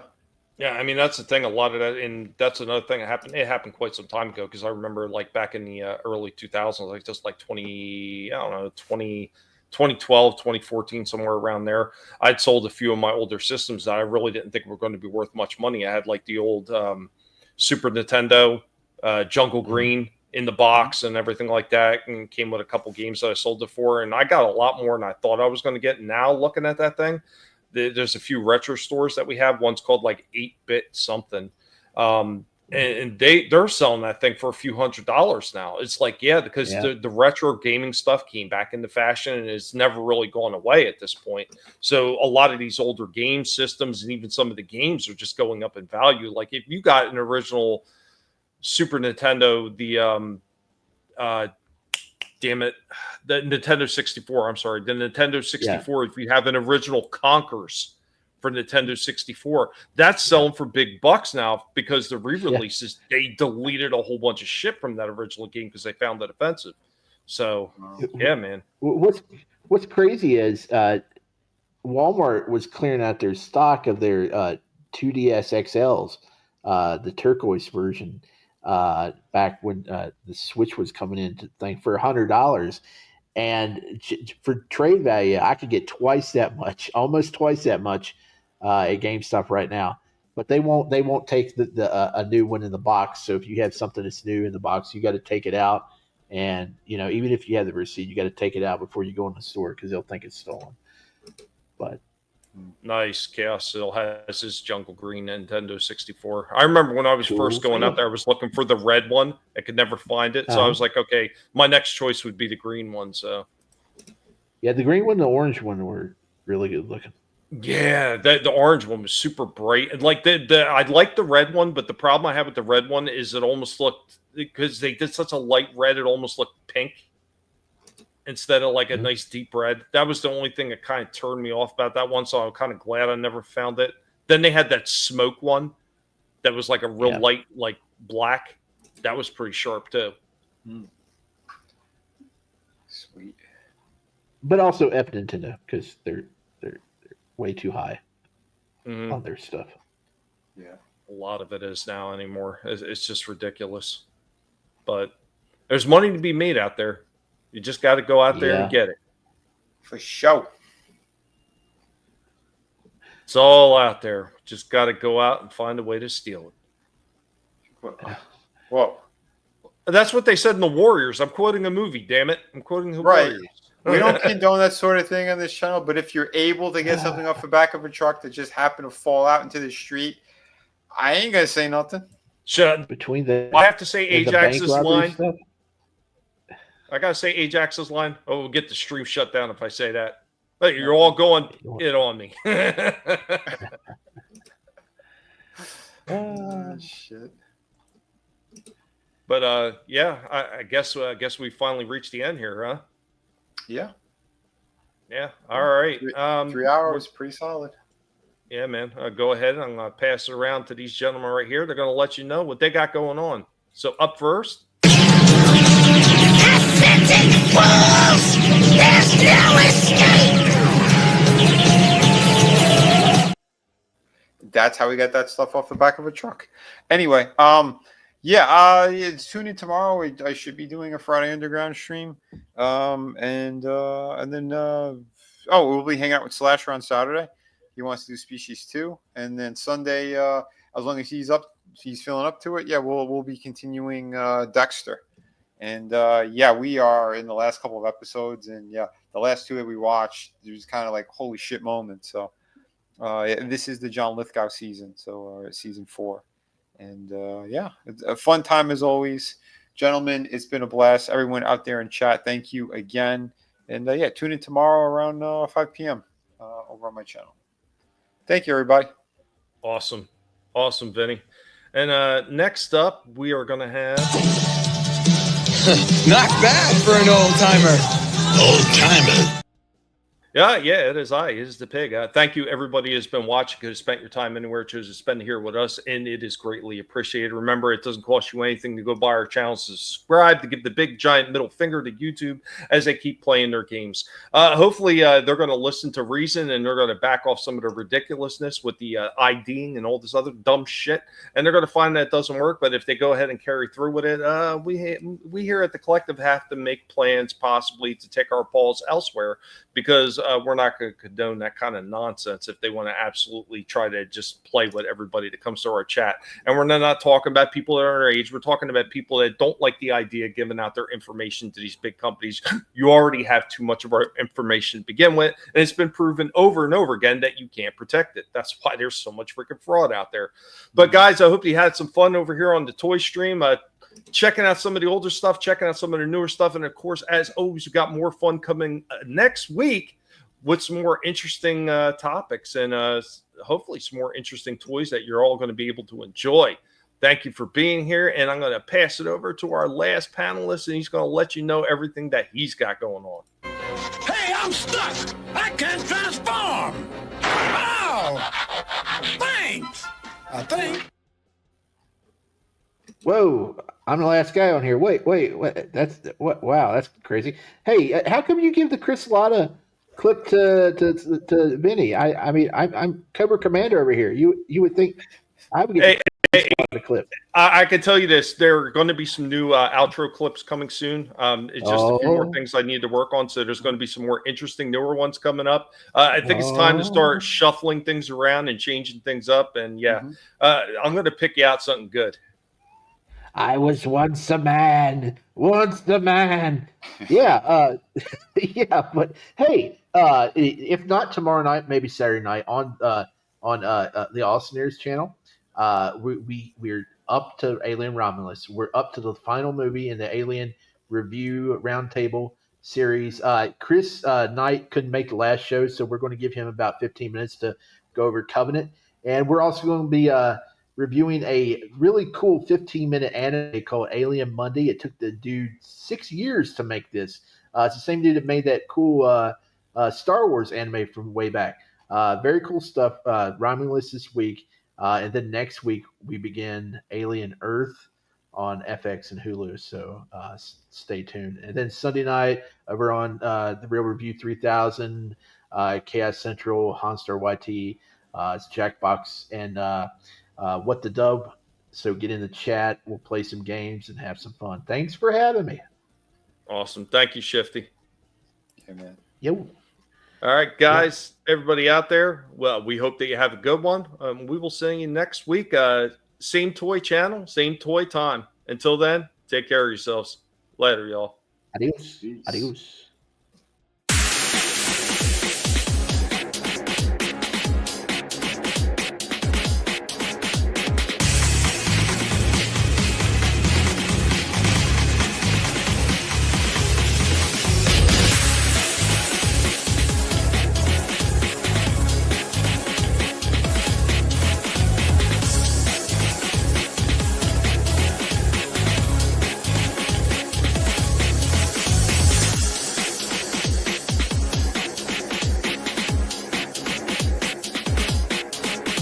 You better run, Mojito. You what? I thought you said don't move. That was before. Now, you run.